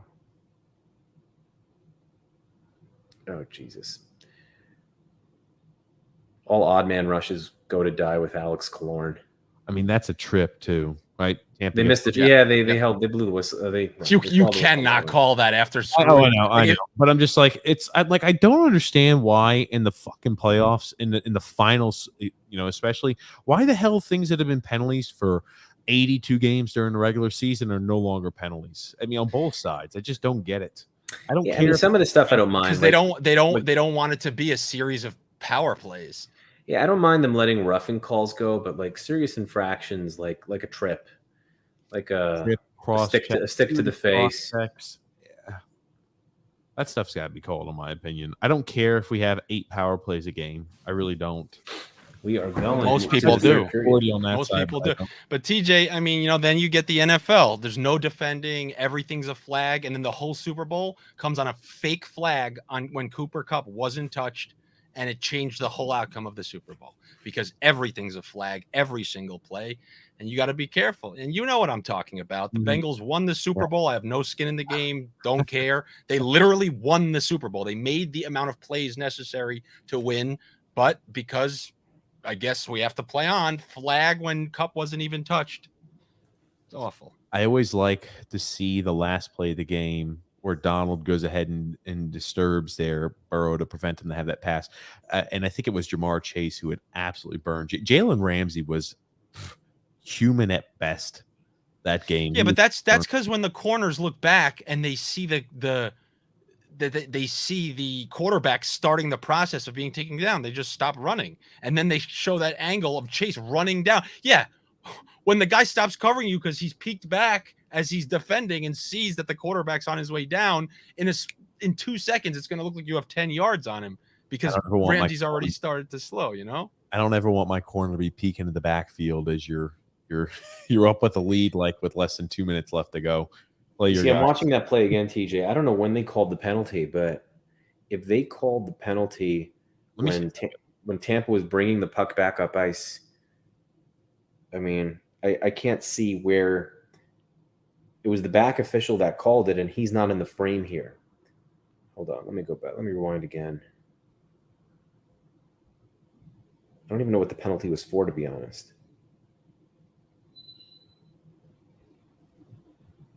I don't even know who it was on. I didn't really see anything. Who the hell knows, to be honest with you. I'll try to get it pulled up here in intermission. No. Yeah. No, we're not bringing back Big Z. I pray to God not. Just saying that as a joke. The Flumpy Scump is back. Jesus Christ. Not this guy. Max there. Just realized that the 2 teams that sucked almost as bad as us back in 2009 when we drafted first overall were Tampa at number 2 and Colorado at number 3. Now they're both competing, winning cups, and loaded with talent. It helps when your guy doesn't. It helps when your guy doesn't go to Toronto, right? Imagine if Hedman went to Toronto. I mean, wasn't that a scam where Tampa Bay they tanked for 1 year, but the sandwiched in between that 1 year was they almost made it to the Eastern Conference Final twice. They weren't bottom dwellers. It was a scam year, if I remember it properly. Say now you're gonna make me okay. I have to go back and look at that. Well, if you don't mind, just look at Tampa Bay the year before and the year after Hedman was drafted. I'm sorry, I hate to make people go look things up, but I remember when they drafted him, I go, wait, they get him, and then they went right back to, I think they played Carey Price in the playoffs in the second or third round. Well, wait a minute. They got Stamkos #1 the year before, right? I thought Stamkos was injured for a year because Stamkos came right after Crosby. It was Stamkos, and then it was Hedman the next year. No. Yes, it was. I'll get pulled up here. Give me a sec. Yes, 2008 Stamkos, first overall. Next year, Victor Hedman, #2 overall. 100%. Well, son of a bitch. And then that next year, right, 7-8, they were terrible. They get Stamkos at 1. 8-9, even worse. They get Hedman. 9-10, still bad. Who did they get? I don't know, but I think they picked Kucherov in that draft, right, in the second round. Oh, if they missed 3 years in a row, then that counts as bad. Yeah, they did. And they went right to the conference finals there and lost. Okay, and didn't qualify. And I mean, listen, you have Tampa. They just hit on just an exorbitant amount of late round draft picks, right? You talked about Palat, but Point, who's not even playing here, but he was a big part of those first 2 Stanley Cups. Kucherov's a second round pick. Vasilevsky's a mid first round pick. Killorn used to be good, and he was a late pick. Cirelli's a third round pick. I mean, they're a team that's really built through the draft for the most part. A lot of every single team for the most part does. Christian. Right. I mean, the only one I could think of in recent memory that wasn't a team that won because of their draft was the Blues, right? The Blues just had a great offseason. I mean, Ryan O'Reilly was the biggest reason why they won. Grumpy. There he is. Oh, he's so handsome. Well, this is to be the perfect time because I wanted to, like last time, enjoy the game with some volume and some food and stuff. So I'll potentially rejoin you. So okay. Grumpy, good news, buddy. The floor is open for you. You're bailing out? I mean, that's what you do. That's what you do to the. Here's the thing: when there's 4 of us, it minimizes the windows. I need people to see you in a larger window in full HD. Actually, here's what we need. We need for you to go get your little lunch, dinner, whatever the hell it is you're eating, because your points don't make any sense anyway. I know. Nice hat. I'll most likely be back. All right. All right. Sounds good, Andy. All righty. Hello, Phil. What's going on, Grump? How you feeling? Hope your hair looks all cattywampus, my friend. You know what? Because that's what it is. I'm going to wear a hat then. Make you feel better. There it is. You're already in Yankee season. You're already repping the best team in the Bronx. The only team in the Bronx. Well, the best team in the MLB. Giancarlo Stanton said, the best team on the planet is what he said. Oh, goodness gracious. Well, he's not wrong. He's not wrong right now. I just, for me, I don't like the way okay, they're going to win a lot of regular season games, but eventually good pitching beats good hitting, and I don't think they're good enough to manufacture runs. That's my concern. I don't like the way the team is constructed. You like the Blue Jays this year? No. I was about to say they went 16 and a half. What was it, like 16 and so many innings without score, without hit? 16 innings without getting a hit. Yeah. Then they come back and they blow Houston out after the 7th inning. Yeah. Stanton, Judge, and who else hit the third home? Interesting way to go about business. Yeah. It's like I said, enjoy the regular season. Yankees have been really good in the regular season for a long time, but let's see what happens in the playoffs. Phil's Rangers. Oh, Phil, you switched to Phil's Rangers? He missed the comma there. It's Phil's Rangers. Right. You got to have the comma in there. Don't really have good defense. Yeah, he's right. They did have the say. Yeah, but using goals against as a function of determining how good a team's defense was is silly in my opinion. right? They had a goalie who just had an absolutely bonkers season. Look at their record and their goals against without him in net versus with him in net, and it's night and day. It's night and day. Grump, I feel like you would like this comment. I'm just going to go back and show this. Max said, "Is it not odd that the two teams that sucked the most with us back in 2009 were Tampa and Colorado? Tampa at number 2, Colorado at number 3, and now they're both competing, winning cups, and loaded with talent. And where, yeah, but you realize that it wasn't just 2009; it was many other drafts that led to that. But yeah, I guess we could say that. Are you saying that we should be better because we had many more years of suckitude than Tampa? We should be, though. We should be. Yeah. We had years of screwing up high-end draft picks. High draft picks. Yeah. When was the last time we hit on a high draft pick? John Tavares. Well, I think Matt Barzal. Matt Barzal. Okay, he's high-ish. What was he, 15? I thought he was 13. Was he? No, 13? he was 13, 14, 15. I think he was 16 actually. Okay, I know. Whatever. Boston had 3 picks in a row, and they skipped over them 3 times in a row. And you're making me pull it up now. Hold on. Pull it up, Phil. Pull it up. This is going to be the highest draft pick we've had since. Well, no, Dobson and. Oh yeah. Okay. Right. And yeah, Barzal was 16. 13, 14, and 15 were Boston picks, and then 16, 17, and 18 were Barzal, Connor, and Shabbat. Yikes! Right. Imagine taking those 3. I don't think much is Shabbat, but yeah. Oh, Shabbat's fantastic. Oh, please. He's just on a terrible team. He's the only guy who could defend there. No defense, though. Plays no defense. Well, you know what? If he was on a good team, he wouldn't even have to play defense. But he's not, and he doesn't. So there you go. Good gracious. He has to play a half hour. It's some nuts in a bag of nuts, Phil. It doesn't matter. All right. I like Shabbat. How much of the game have you seen, Rump? I came here. I turned it on in Colorado, who every time I've watched the game, they're playing great. Well, they came out and scored right away. Did you see the hooking penalty, the blatant hook and / interference that again was not called too? And then of course they had to go multiple because we obviously don't have multiple angles to see the 7 guys on the ice. We don't have that to show on TV, but we're able to show the all 22 of, well, look, he was holding his stick, so nothing to see there. Well, no, not really. It's like I said, they are just capable of doing anything they want. Whatever makes them look bad, they're not going to show because they have the overtop view. They could have easily showed that to point out how incompetent they were, but they chose not to. Hey, it is what it is, right? That's fine. I don't care. But the NHL, stop being disingenuous. Stop lying to your audience. Just stop it. There's nothing wrong to say you blew a call and it cost Tampa Bay a shot, of winning that overtime game. I mean, there's nothing wrong with just admitting that. NFL does it all the time. Oh, sorry. On Monday morning, they send this stuff out to teams. Oh, yeah, we blew that call. Sorry.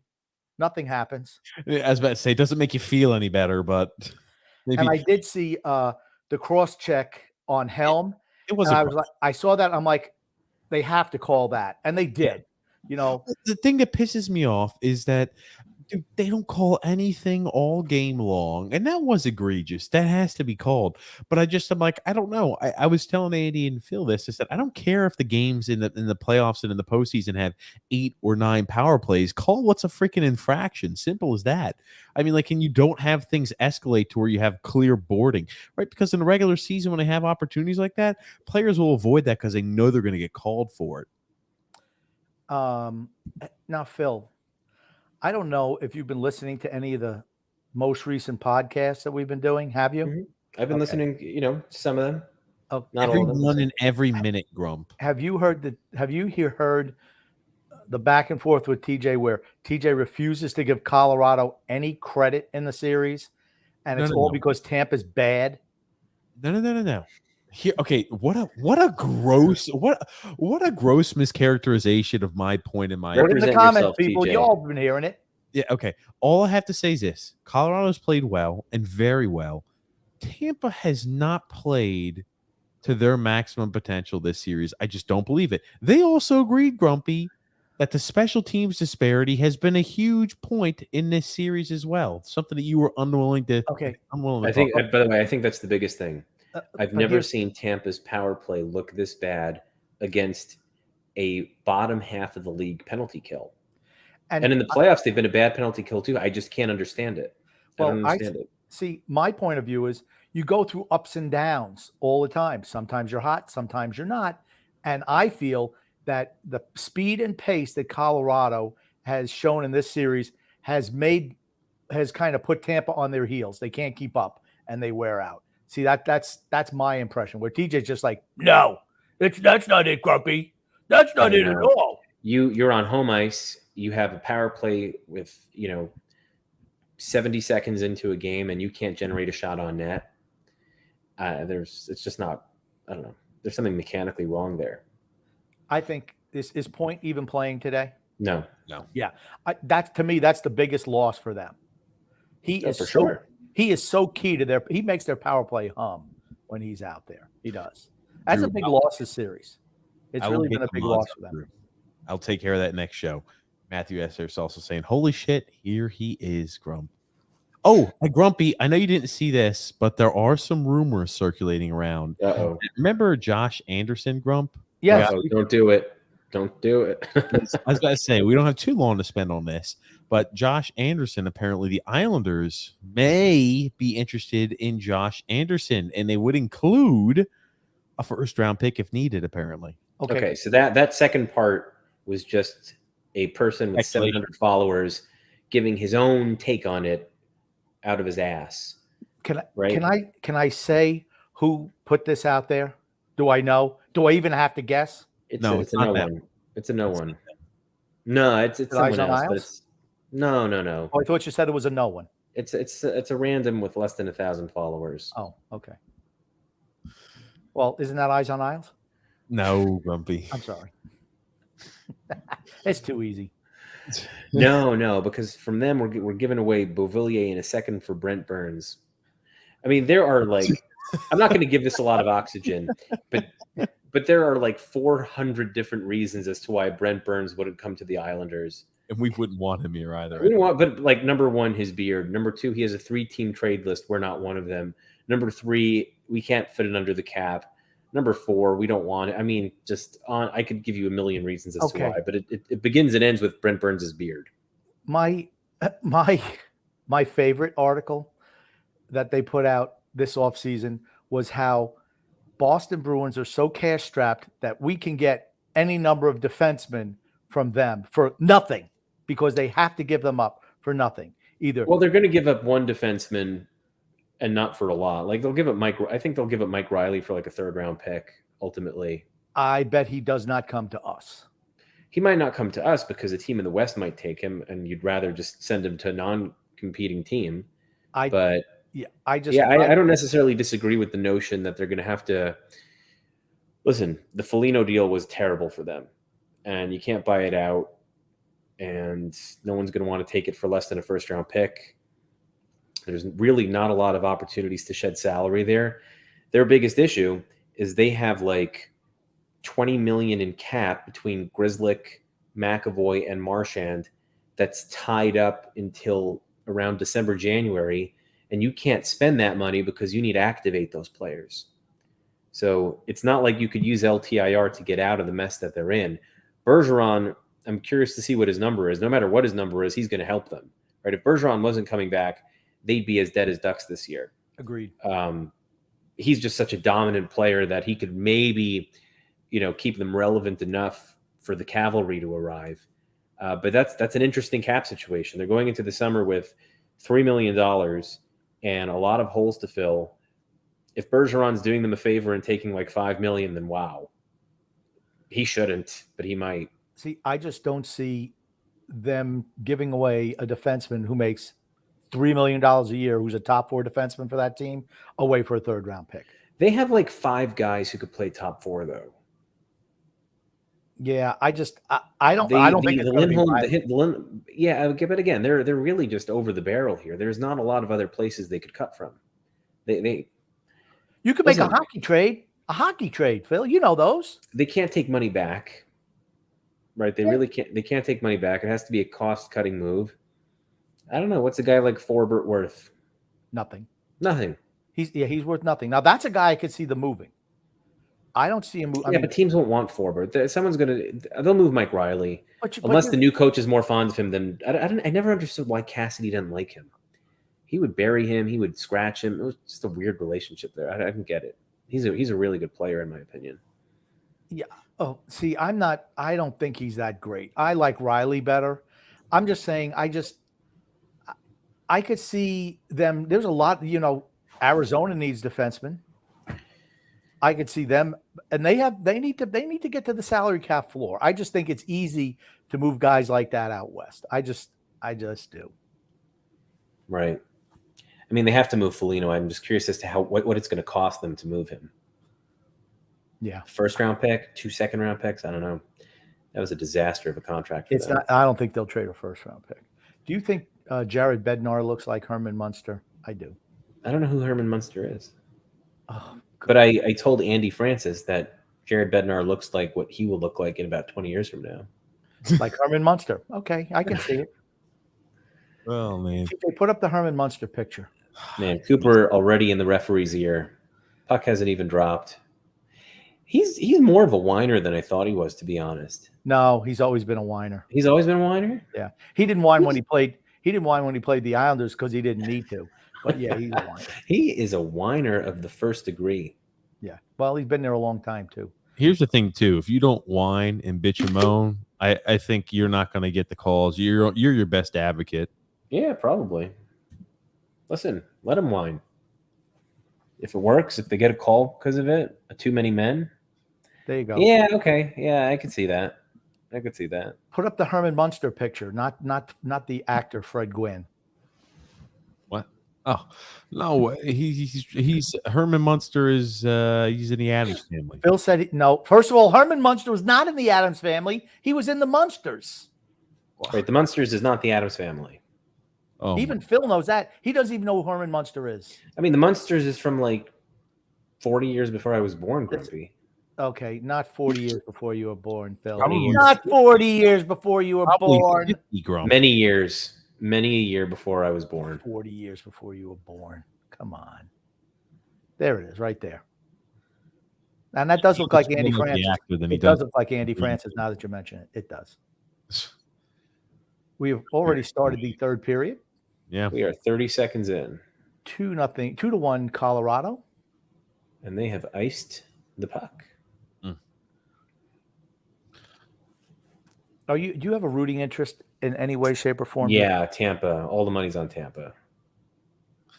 He's got his children's education money all on Tampa. Oh, yeah. He's got the next 15, I wouldn't do that. The next 15 mortgage payments on the house on Tampa. Grumpy, Tampa has to win. Well, don't they have a free college education in Canada? Do we? Not that I know of. I don't know because you're betting your kid's education, so it's really nothing. I don't think we have free college here. I don't know, but I didn't know. I was asking. I figured you'd know more than me. The ice to puck. Gas isn't free here. I'll tell you that. It's like $9 a gallon. You're kidding.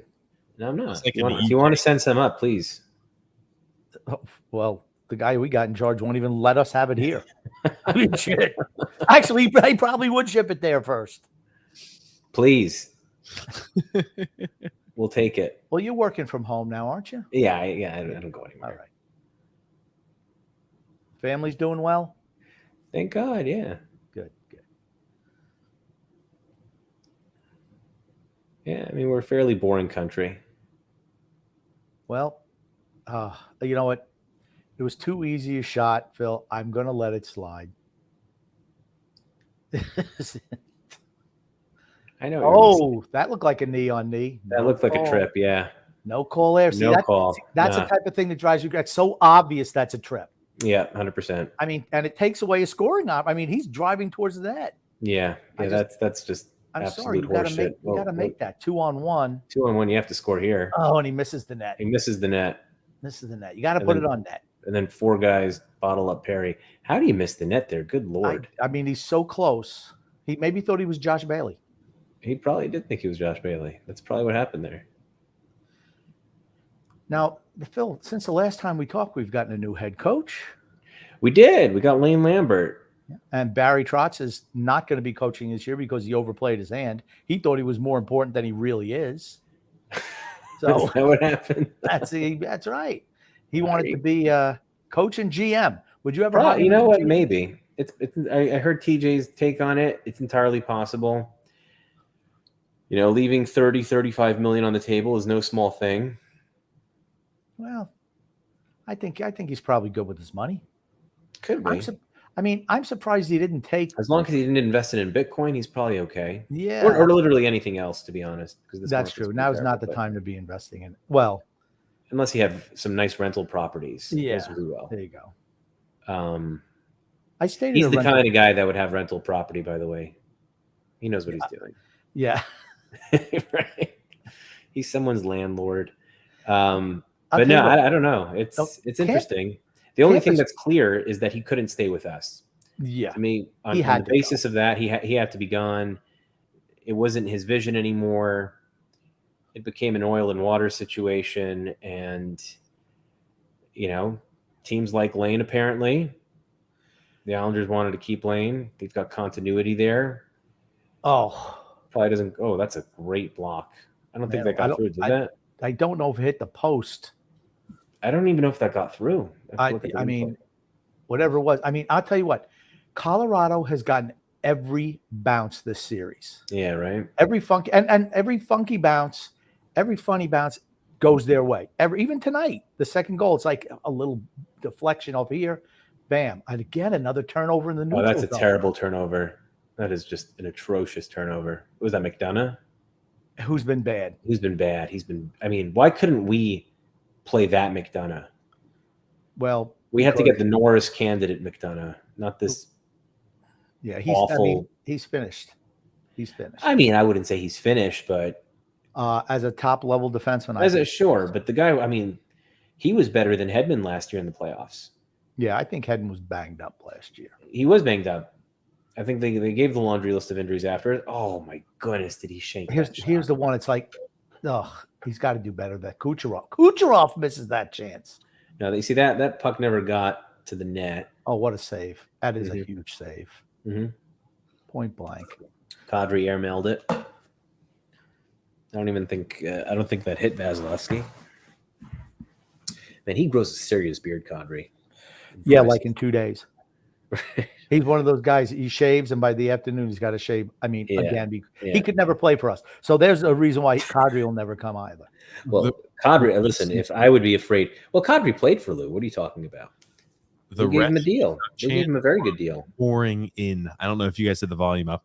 The refs you suck chance could be heard clear as day. Oh, another brutal turnover. Who was that with the turnover? Was that Stamkos? Palat. No, Palat with the turnover. I mean, was that not a blatant trip call? It was, yeah, knee on knee. Knee to knee. It's like that's always called. Yeah. Blatant. I mean, I think it's only a matter of time until they give them a catch-up penalty call. Yeah, that was Palat. You're right. Oh, just terrible. Nice. 14 giveaways to 7. That's not. See, that's what I mean. That's not like, oh, that's Colorado being fantastic. That's just poor. I think I just think the pressure that Colorado is putting on them is causing the mistakes. I mean, yes and no. That one is inexcusable. Now the McDonough one to Kadri was ridiculous. Some yes, some no. Some have just been completely unforced errors. There was one with Sergachev early in the game. I think they're just getting pressed. I just think they're pressed, and I think they're wearing out. Losing the whole third line has been really, really tough for this team. People forget how good that third line was. It was maybe the best line on that team last year. That's what I was telling them. They have no depth scoring they haven't had depth scoring since the first round, really. A little bit of Nick Paul, but other than that, against us, they get goals from Cirelli and Coleman and Yanni Gord had 3 goals in that series. They were getting layers and layers of goals. Stamkos wasn't even the guy you weren't even afraid of Stamkos last year. No. Other than game 5 where they beat us 8-0, I don't even think he had a goal. I think that was the only game he scored in. No. It was their depth scoring that was incredible. And this year they have one line that's clicking, and when that line's not working, they've got nothing. I mean, I've been pleasantly surprised with their fourth line, honestly. Defensively, they've been pretty good. They don't have any offensive acumen at all, but I like what they bring to the table. Yeah, I like Riley Nash. What about Nichushkin? What do you think about him, Phil? I think he's staying in Colorado. Okay. Really? Yeah, I mean, you look at them, they have a couple of big UFAs. I think out of Nichushkin, Kadri, and Burakovsky, they're going to prioritize Nichushkin. I think they will also. I mean, they have 11 unrestricted free agents. Right, but those are the big three, right? Is there anyone else who's remotely close to those three? Kadri, they're going to let walk. They have to. Yeah. Because he's going to get $8 million somewhere, which is a mistake. Absolutely. But someone's going to do it. Burakovsky could probably get 6. Wow, that's too much for him. Listen, he had 61 points this year. He's only 27. He only recently turned 27. He's young. Yeah. Nichushkin could get 6.5, 7. I was about to say I could see him in a 6. I'd rather see him in a pay 6. I'd rather pay him over Burkowski. I agree. He brings more to the table. Burakovsky's a good scorer, though. Nichushkin's had one good solid year. One. But you know what? He's been really good in the playoffs. Really good. He's also just been progressively getting better with Colorado each year he's been there. Right. And they got him as a fairly young player.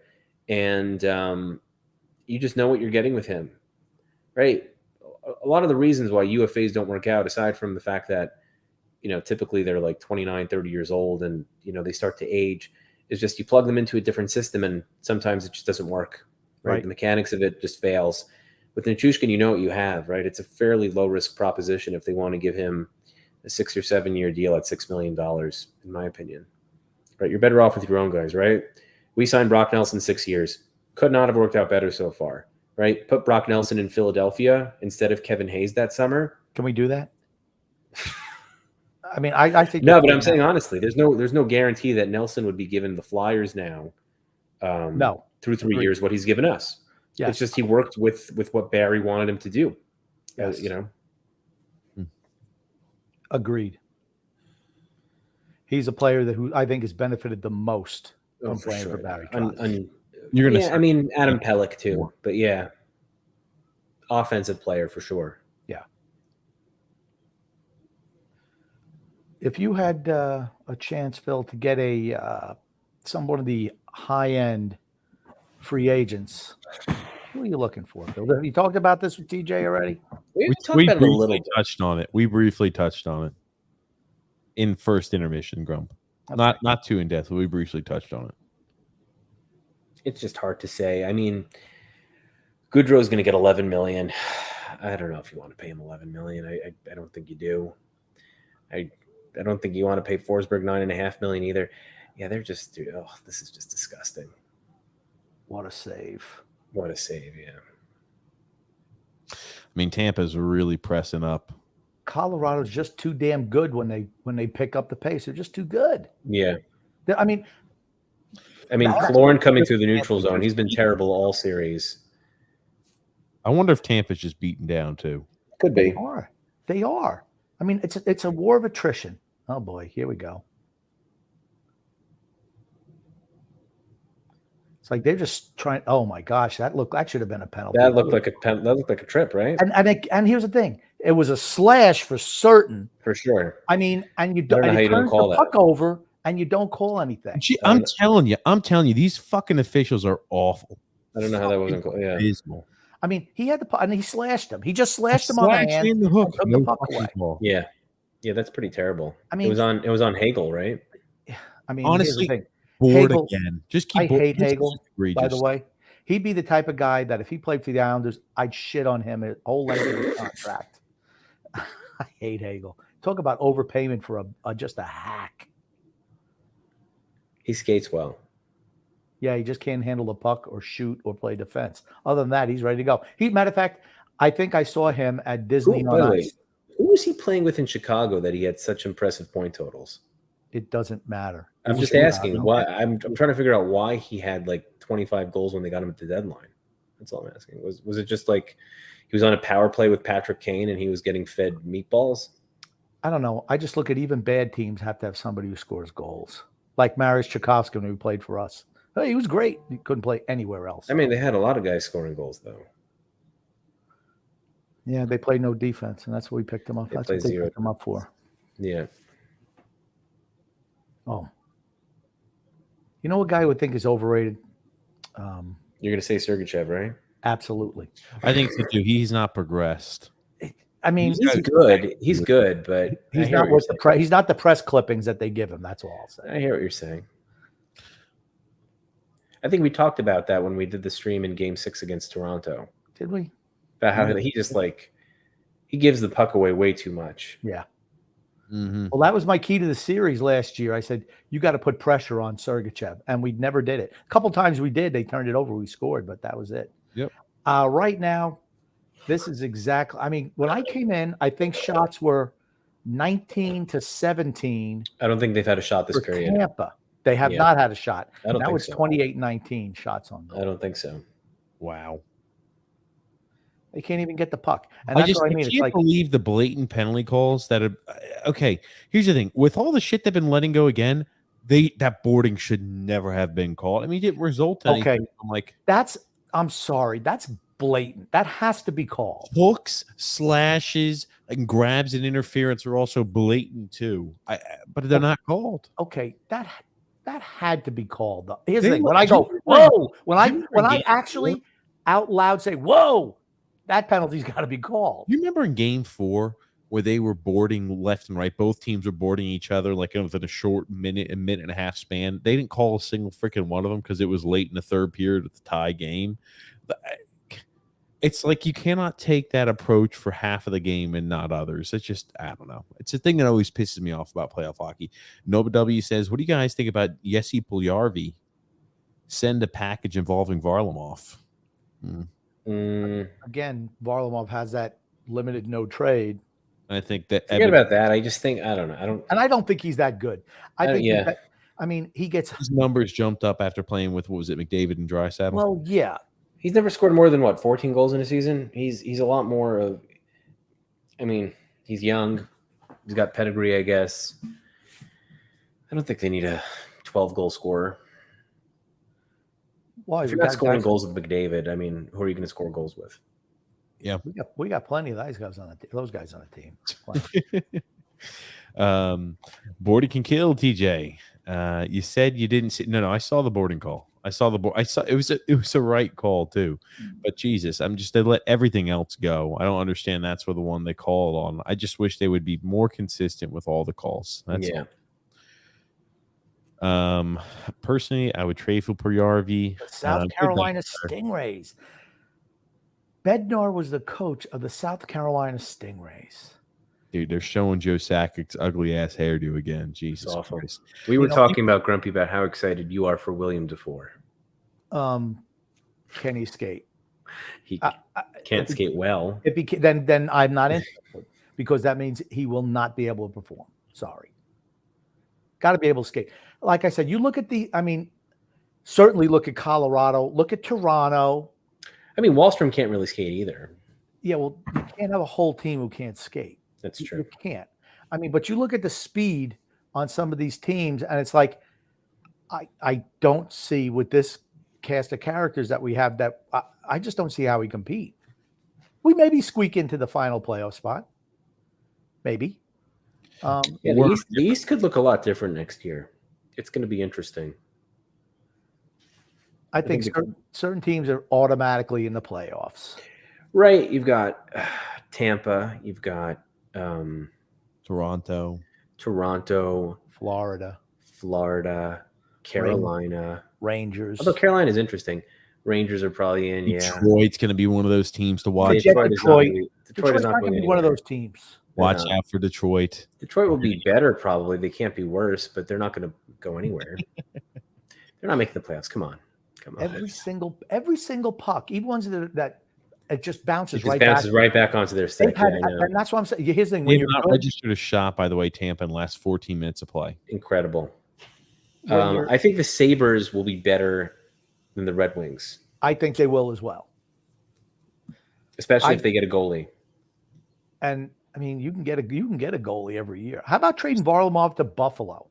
I don't think he'll want to go to Buffalo, but interesting. Yeah, but that's somewhere I'd offer him. I mean, they're a goalie away from being a potential playoff team. I don't disagree, especially with Boston missing a lot of key pieces to start the season. Yes. A lot. again, just the puck just. Who's right how about the Luukkonen, the young kid? Ukko-Pekka Luukkonen. Yeah, Pekka. Well, he wasn't really good in the AHL this year, was he? No, I know he played. He wanted to play in a few games up there for the Sabres. I know he's he wasn't. I mean, he's not ready. I mean, he was bad with Rochester. I remember watching a Bridgeport versus Rochester game. I think we beat them 5-4 or 6-5 or something. He I don't know. That's not an NHL goaltender to me yet. He might be good one day. Still very young. Yeah, there's the first shot on that baby. With a team like that that's so young, I think you need a veteran back there. Yeah, I mean that's why they brought in Craig Anderson, who was like okay-ish. He was the best of all the bums they put in net last year. How old? He's in his 40s now, is he? He's not? 40, yeah. Yeah.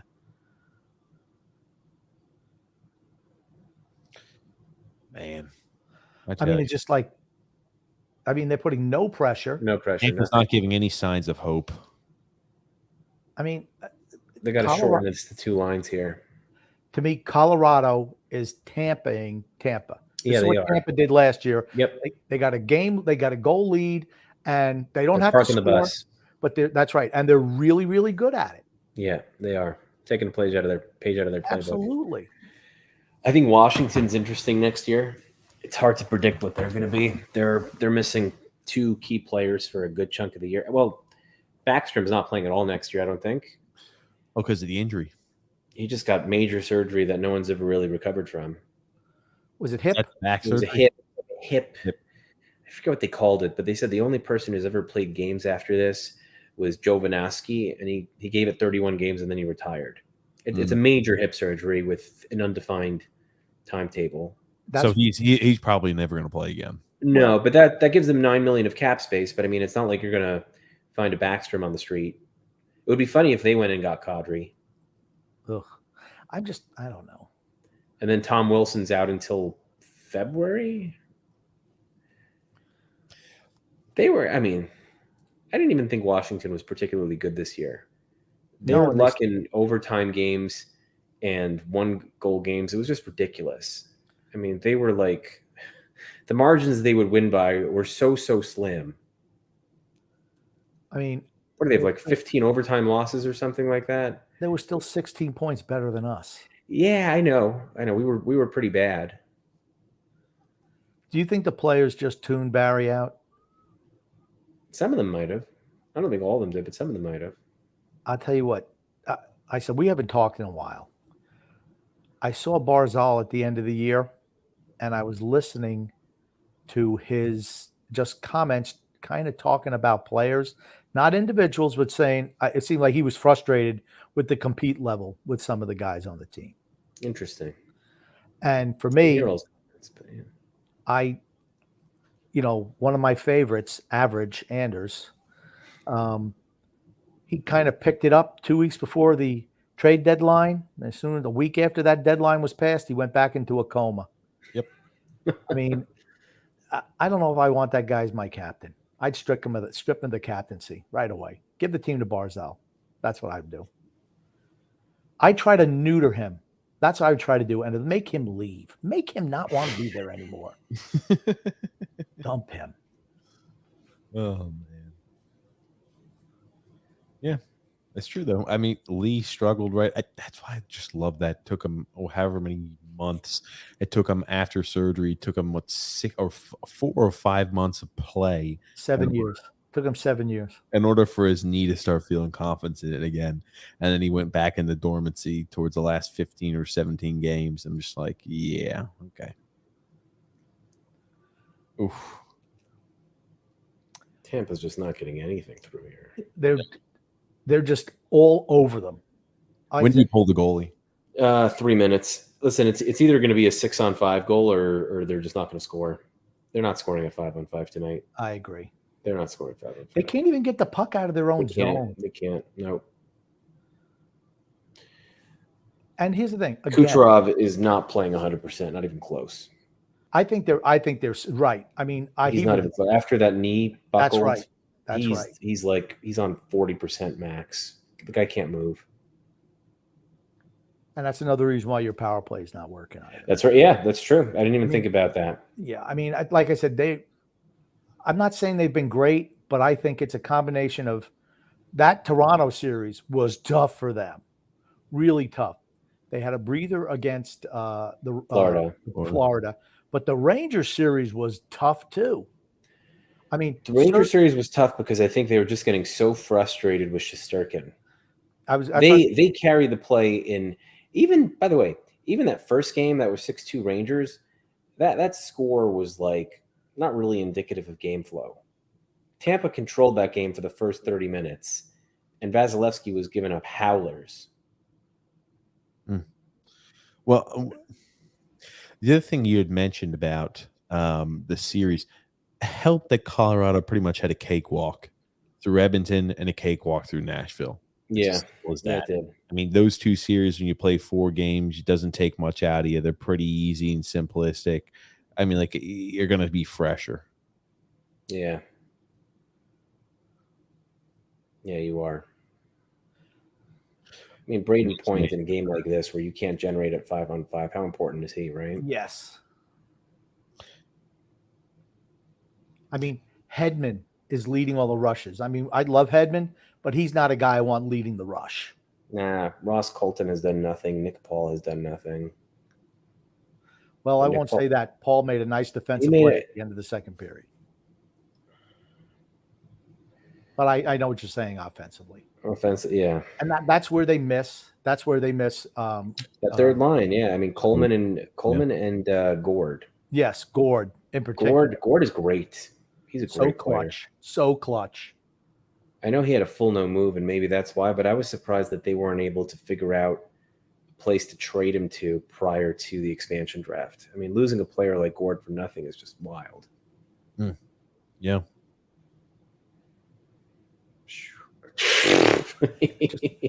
I mean, you got Byram out there for forever. I mean, take advantage of him. I mean, Byram is going to be a good defenseman for them. Young guy too, yeah. All right, they've got Byram out on a 2-minute shift here. Look at Kucherov. I mean, you could just tell he's. Oh, look at this! They're warming it up. They're polishing it up now. Is it that they're showing you the cup right now? Yes. Oh God. Are they? What are you watching it on? ESPN? ESPN. Oh, I'm on Sportsnet. They're not showing that. You've got Makar and Byram stranded out there for a lengthy period of time here. This will be interesting. Face-off went out of the zone. No one bothers to get over there. Let's go, Stevie. Oh! Yeah, here's the thing. Kucherov. A healthy Kucherov buries that. Yeah. I mean, he's had quite a few of those. You can just tell he doesn't have the juice. He's laboring out there. Yeah. He really is. That was the opportunity. They had to look. You think Corey Perry should have shot that instead of looking for the pass? Yes. Yeah. I mean, when the guy with you on the rush is Belmar, 100%. No, it was Kucherov. It was Kucherov, yeah. But still. It was Kucherov. Who flubbed the 2-on-1? Yes. Yep. Are you sure? Also missed, yeah. Yeah, it was Kucherov. Oh, man. He's really hurt. Yeah. You could just tell he's really. I mean, look at him. When you see the fall of Rome, I feel is like because they've been so dominant for the last 3+ years. This is what the Islanders were like when they lost to Edmonton. This is what they were like. Wow, they waved off the icing. Okay. Yeah, he pulled up. I mean, he made that was Sergachev. 6 minutes to go, and they not even a threat, not even a sniff. 2 shots on net. Nah, that Kucherov shot was their shot. Yeah, you have to bury that. And the intent. Kemper read it the whole way through. And here's the thing: the closer it gets to the end, Colorado's intensity is going to ratchet up as well. Yeah, they're just healthy. They're just healthy, and Tampa's beat up. Just like I said, it's a game of attrition. Dangerous play by Kemper there almost. That's the only thing that they have in their favor is Kemper's and Kemper doing something stupid. Not really, though. Yeah. I didn't see the first Colorado goal. How was that? That was on a play where the officials should have blown it down for possession on a delayed penalty. It was a late penalty. They touched the puck but didn't blow the fucking whistle. They didn't Just blow the kept letting whistle. the play go. So the play kept going. See, I'm sorry. You can't. They have 4 officials on the ice. Yeah. I just like This must have been miserable, man. I love their explanation. And here's the thing: I don't have any sympathy for them, honestly, for the not getting the too many men in the ice, because that's how they scored to beat the Islanders in Game 7 last year. Right. Right. But that said, when you come out with says, well, it's a judgment call. Okay, dude, it's not a judgment call. If there's so many guys on the ice, you have to blow the whistle. And they said, and all 4 referees huddled up, and none of them saw it. Well, then what the hell were they looking at? Because there were 2 guys. That is one guy. That's explicitly his job, is to count the players on the ice. So yeah, and the biggest issue there is the 6th man on was the guy who got the puck. That was Kadri. Right. He was the guy changing on for McKinnon.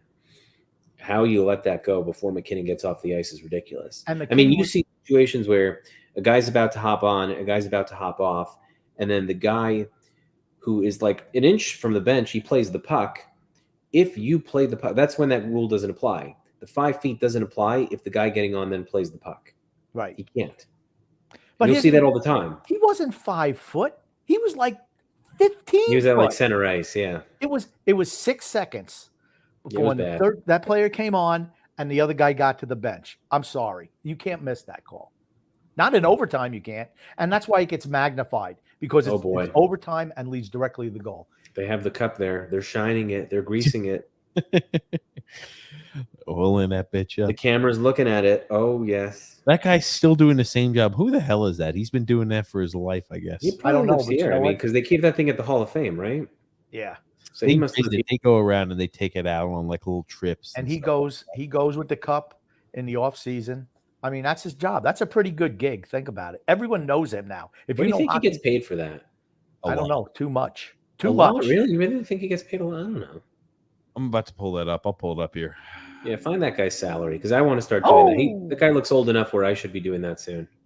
I'm going to apply for that job once that guy decides he's had enough of Stanley Cup shining. You have to be affable and friendly and be able to look good wearing gloves. I'm very friendly. I didn't say you weren't friendly. I'm friendly. I'm nice. And look good wearing gloves. I've got dual U.S. and Canadian citizenship, so we'll never have a problem. Look at that. Phil putting out his resume for the new Cup Boy job. See that? The guy's name is Phil Pritchard, so his name is Phil. I mean, this is just I'm doing it. It's too perfect. Made to heaven. As a matter of fact, they should do it like a pope. Phil the second. Pretty much. I don't see why not.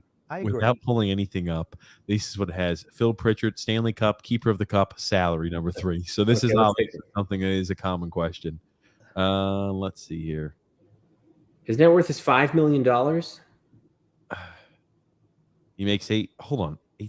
Hold on. I'm not sure how much I'm trusting that. They're missing the 0. McDonough, you gotta do better than that. His income is not $4 million per year. Stop it. I was about to say, hold on. Stop it. You do not get $4 million. $32,000 a month? No way. That cannot be. They cannot be true. I'll try to see here. I mean, it is. If that's what he makes. Okay, $175,000. That sounds more reasonable. That's way too much. It's still too much, but okay, fine. The job requires a lot of travel. You're away from your family. $175K. Okay, but you do nothing. You take a chalice out of a case. That's your job. That is your. You smile. And you wear gloves. Oh, these I'll tell you turnovers. what, McDonough just, it's like, I don't know. Has he been out there for 14 minutes? No. That's the way he's skating. Terrible. They're going to give this about another 40 seconds, and then they're going to pull the. They can't even get out of their zone. And like I said, you're going to see Colorado, just their intensity is really going to pick up when they, oh boy, going down the slot, 2 guys on him immediately. Yeah. What minute mark are you at, Grump? I think you're a little bit ahead of me. 257, 256. Because you're about a second ahead of me. All right. Well, that's okay. A second I can live with. Holding the excitement for a second. I'll try to. My God. Yeah, I'd be looking to pull the goalie now, right? You got to get the fuck out of your zone. The next possession they get, they're going to do it. Or next. I mean, they're not scoring either. They're going to lose 3-1 or 4-1. Are they going to see him? I mean, everybody's jumping off the ice. They were gassed. Hagel, my boy Hagel's out there. The Hagel That's a bagel. turnover. The bagel. Hagel bagel. I like that. The Hagel bagel. Edmund, have they not pulled yet? Are they Not crazy? Yet. Pull. They're doing nothing at 5-on-5. Pull the goaltender. I guess they don't have the guys out yet. Oh, Killorn. Killorn is exactly who you don't need. Have to go ahead and score his goal, break a 16-game. Oh, that looked like a cross check. That looked like a cross check or a boarding or a mix of the two. But we're not calling that. They're not getting. No, the whistles are done. The whistles are finished. Yeah, it did kind of look like a cross check or a board, but hey,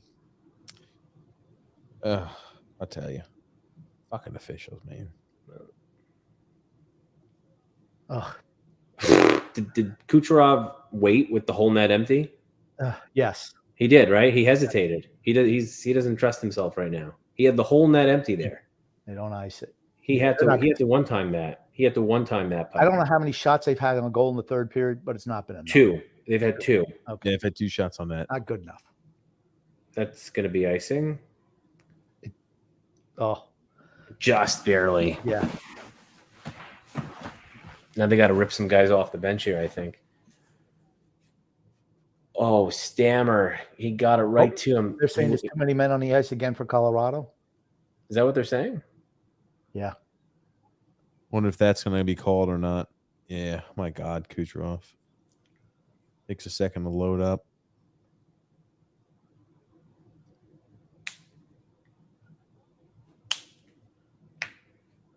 Oh, yeah. Is that, yeah. Landeskog's crawling over to the, yeah, for certain there's too many guys on it. Okay, for certain there was. Landeskog couldn't even stand up to get off the fucking ice. Look at ref. Hey, they still 5 guys. What in the fuck are they? I tell you, Cooper's flipping a fuck over it too. You can't. I'm sorry that he lost his skate blade. It's still a penalty. I mean, wow. So I guess he gets a chance to get his skate blade replaced. No, they don't. They don't need him to be on the ice. They don't require him to be on the ice. Oh, big chance by Paul. Ugh, can't keep it in. 65 seconds.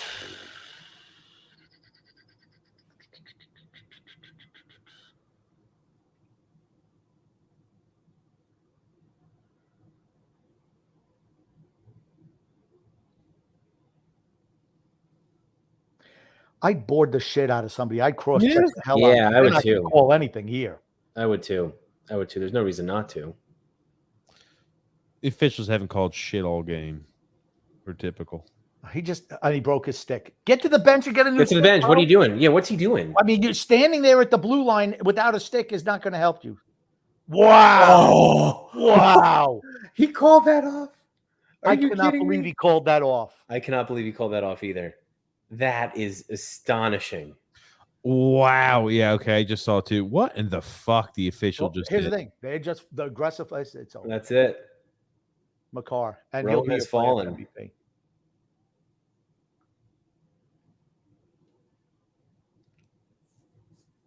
The empire has been destroyed. Well, but honestly, okay, the best team won.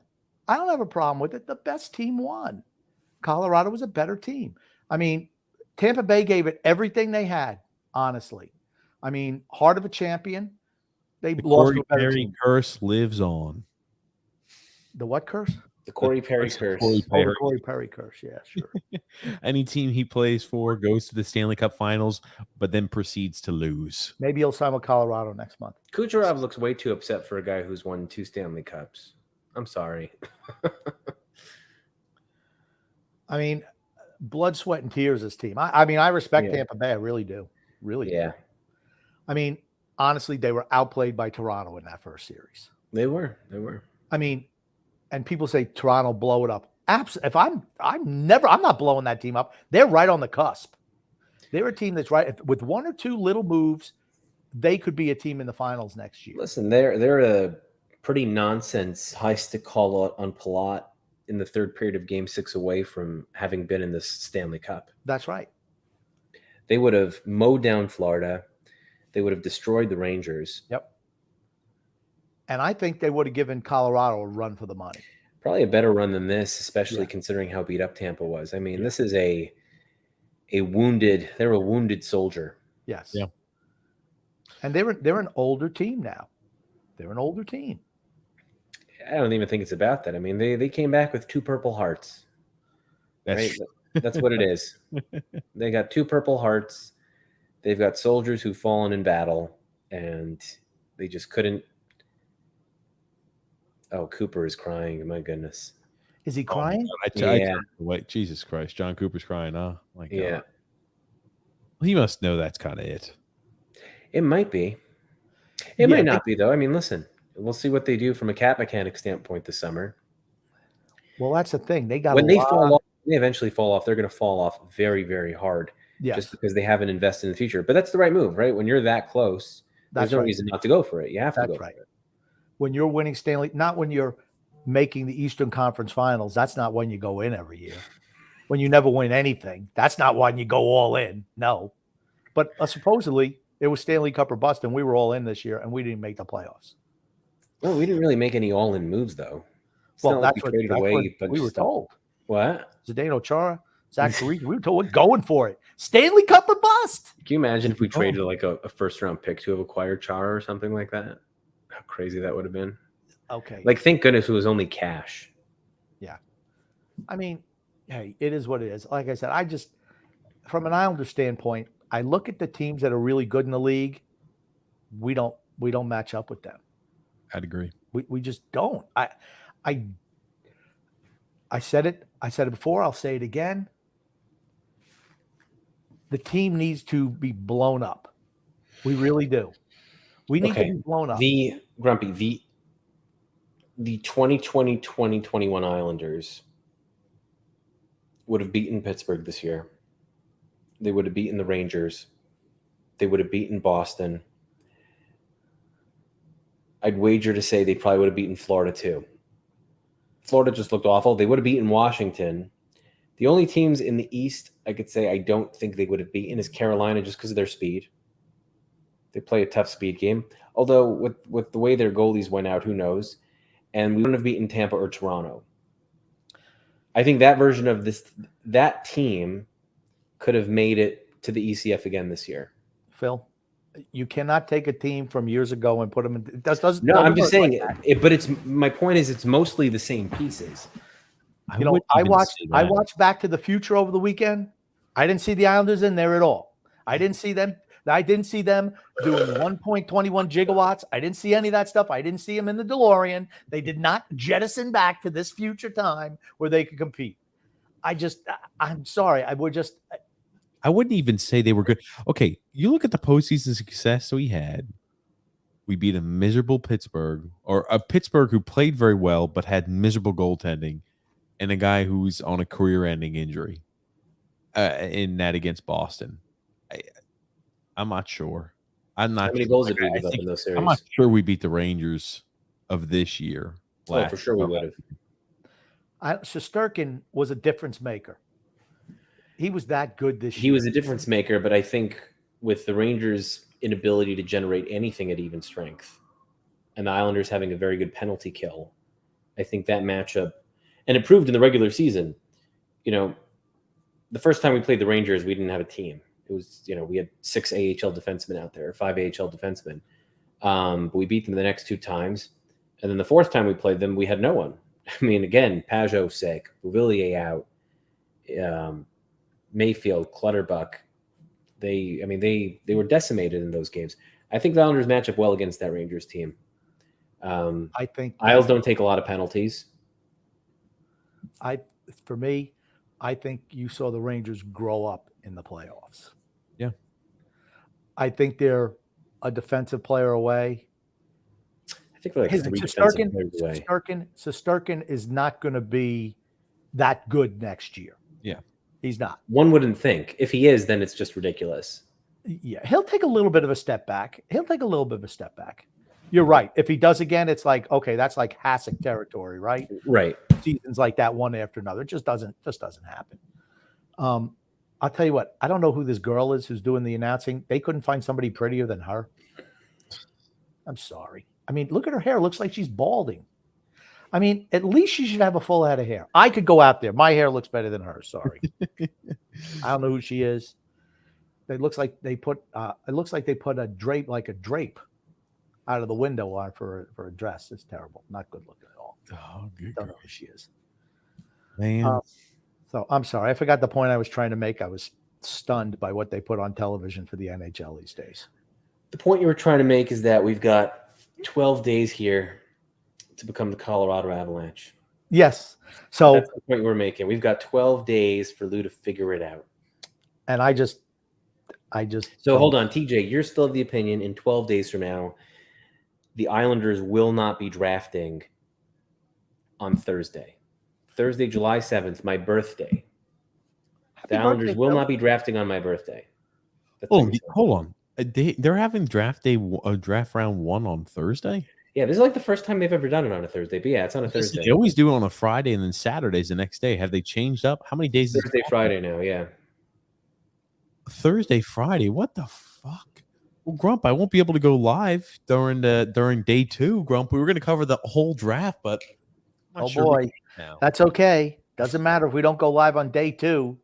Oh man, can't even. You're sticking to that, TJ. They're not drafting on Thursday. I'm sticking with that. I think they're trading away that pick, and if they don't trade that pick, they're trading away a second or a third. They're definitely trading away picks this year. There's no doubt in my mind. I think that's a mistake. I just think it's a mistake. Now, Phil, are you a Simon Holmstrom fan? I'm a Simon Holmstrom advocate. Get off of that bandwagon. Just get off it. He blows. Matt, I saw him live twice, and all I did was watch him. I watched the young guys on that team. You saw him score the game-winning goal. Stop. You saw him with a nice game winner. I watched the whole game, though. I didn't watch the highlight. I watched the whole freaking game. He sucks. I'm sorry. Everyone in game 4 was terrible. You know what? Him included. I don't care about everyone else. I'm looking at him. I looked at, the McLean kid, Kyle McLean. I love him. You don't like him? I love him. Yeah, he could potentially. I'm interested to see if they give him an NHL deal. He's like a prototypical fourth liner. He's fast. He's gritty. Yes. He gets under your skin. I think there's something there. I'm curious to see if they give him an NHL deal. I'd love him to replace Matt Martin. I think he'd be a good complement for Cizikas and Clutterbuck. Absolutely. He has a high motor player. Ratu, considering that he only played there for a month. Less, but yeah. Okay, I could see something in him. You could tell he's got ability. Holmstrom, is that freaking 15 again? Turning the puck over? I'm sorry, he blows. He will not. Here's the thing. His absolute top level of talent is maybe a third line player. I think he's a third line player. That's if everything goes right and we lose 2 lines worth of players. Maybe he could compete for a third line job. He is not good. I'm sorry. And I focused on him. I focused on the young guys. Defensively, Salo was okay. I thought he was okay. Wotherspoon, nah, he's not good. Get rid of him. No, absolutely not. Well, I mean, there's no reason to get rid of him, but he's just going to stay there. Yeah, but I mean, he's never going to make the big team. That's what. No, never going to. He's not going to. I don't even think they'll bring Hutton back. Well, you know what? Hutton was one of their better defensemen. Yeah, but he's already going to be 27. I mean, they're understandably. I'm just saying. I looked at the players who've had a cup of coffee or have a potential to have a cup of coffee. Chris Terry, I don't know. Get rid of him. Well, he's 31. No, you don't get rid of him. He's a goal hanger. He's a freaking goal hanger. But you need guys who actually know how to play. He's a goal hanger. Guys. He hangs out at the red line looking for passes. Yeah, so Holmstrom hit him with 1 pass for a breakaway goal. I mean, I'm serious. He's a freaking goal hanger. You don't want a guy like that on your team. I mean, I think you need guys with skill in order to develop the players around them, right? You can't just have none of these teams are like teams full of kids. Look at Carolina's team won the cup yesterday, right? Did they? They got Richard Panik from us. The guy who won the league MVP or the equivalent of the Conn Smythe with Josh Levo, who's 29. who probably should be in the NHL. I have no idea why Levo's not in the NHL. But they have a lot of veteran players on that Chicago Wolves team, which is Carolina's affiliate. You have to have them. You can't just have like a team of 18, 23-year-olds and expect them to learn how to play. Agreed. You can get another 33-year-old on that team. Somebody Okay, who that's fine. Somebody who's not a damn goal hanger, because he's not. I'm sorry. You're saying he's not helping. That's right. Yeah. Okay. He'll score some goals because he's standing at the freaking red line waiting for a breakout pass. That's his whole game. I watch him like, who is this piece of shit who never goes into the defensive zone? Oh, Chris Terry. And I'm like, I wonder what his salary is. I mean, he's like a top 10 AHL scorer. But then I'm looking up. Oh, this is the new guy in training right here. He kind of looks like him. I bet you that's his son. Phil, I'm going to bet you that's his son. I'm not even watching anymore. I'm just looking at you. Okay. This guy here, he's got his son. I'm telling you what, the Pritchard fella, that looks like his son, his fatter son. You could just tell. He's grooming him to be the next Phil. Maybe he's also named Phil. So sorry. But yeah, Terry, no. And Holmstrom. So what do you want to see? What do you want to see what do you want to see before draft day? Then what do you want to see in free agency the next week? I want Gaudreau. You want Gaudreau? You'll pay $11 million for Gaudreau. Yes. Okay. Yes. I think he's a good fit for Barzal. I think maybe we qualify for playoffs next year. Well, if you get Gaudreau, you for sure qualify for playoffs. But okay. But that's my thing. I think maybe we qualify for playoffs. I've come around to maybe going for Chychrun, but you're going to have to move a couple of forwards out. Before we bring a forward in, you got to move a couple out. I mean, they're at the maximum. They have, if you include Bellows, who's the rights they own, they have 14 players under contract. Right. You need to move some of those. You need to move some of those guys out. Yeah. And that should be in a trade for a defenseman. I wouldn't go free agent for a defenseman. I'm going free agent for a wing. But you got to make the move for the defenseman first. You got to unload a Bailey. If you have to get rid of Beauvillier, I'm fine. I'm fine going for a Chychrun. All right, here's what I put together, Grump. Here's what I put together. Okay. The other day. Phil, because I do respect your opinion. I know it seems like I don't, but I do. You know that. Here's what I put together. It was interesting. It's a little out of the box. We trade for Fiala. That's trade number one. No, okay, I don't want. No. Before you just. Okay, I'm sorry. I'm sorry. Go ahead. I'm sorry. We traded for Fiala, and we give him somewhere between 7 to 7.5 on a max deal. Can you tell me who you're moving when you're? Beauvillier is being moved. He might not necessarily be moved to Minnesota because they might not be able to accommodate his salary. But whatever he's moved for, there are assets that are coming that are going to Minnesota along with some other asset, which won't be the 13th pick. Okay. We give him a max deal at $7 million for a top line of Fiala, Barzal, Palmieri to start. All right. Okay. We signed. Oh, you got it here. Is this yours? Here it is. Bigger, TJ, so I can see it. Here it is. Give me a second. We signed Giroux. Oh, Giroux. Okay. We signed Giroux 2 years, $6.5 million. Okay. All right. He plays with Nelson and Lee. He is still of the best puck distributors in the game. Okay. Okay. I'm not opposed to Giroux, actually. Third line, we go back with what worked at the beginning of the season. Parisi, Pajot, Wallstrom. They were good. They controlled play. Hopefully they score more as a unit this time. And then fourth line, I am willing to wager that the Devils are not going to qualify Miles Wood. And we sign Miles Wood on a cheap deal to add some speed to the bottom of the lineup to play with Cizikas and Clutterbuck. Okay. On the back end, we sign Ian Cole on a cheap $2 million deal to play with Dobson. To me, Dobson just needs a strong defender who could actually move. True. That's it. True. He's the breakout. He's got all the offense there. I think Ian Cole worked as a mainstay for Carolina this year because he was paired with a good he was with Brady Shea, I think, right? If I was watching that series correctly. Or was he with no, he was with Ethan Bear most of the season. Yeah. He was with Bear, and then in the playoffs they moved him with Brendan Smith.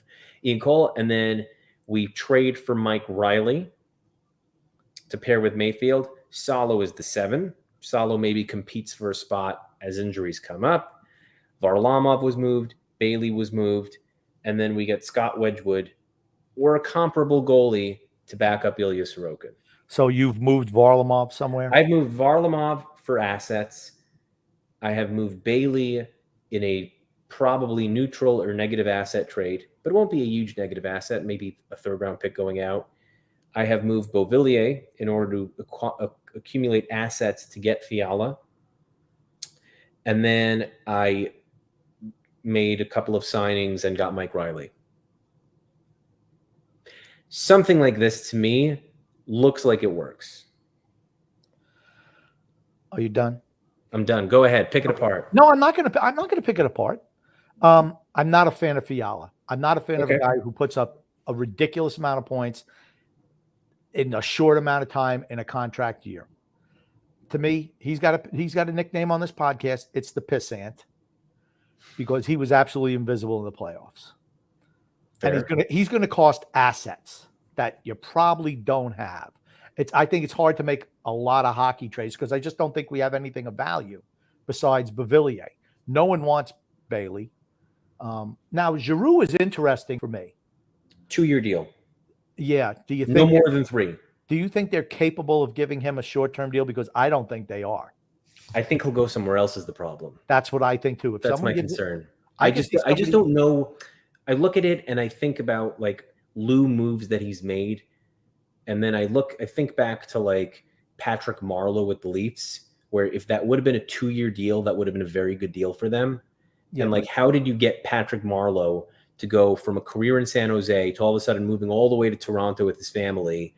Maybe Lou just has like some sort of influence with some of these older veteran guys who still have juice left. And maybe Giroux is one of those guys. I don't know. But if Giroux would be willing to come for 2 years on $6.5 million, I'd be all over that.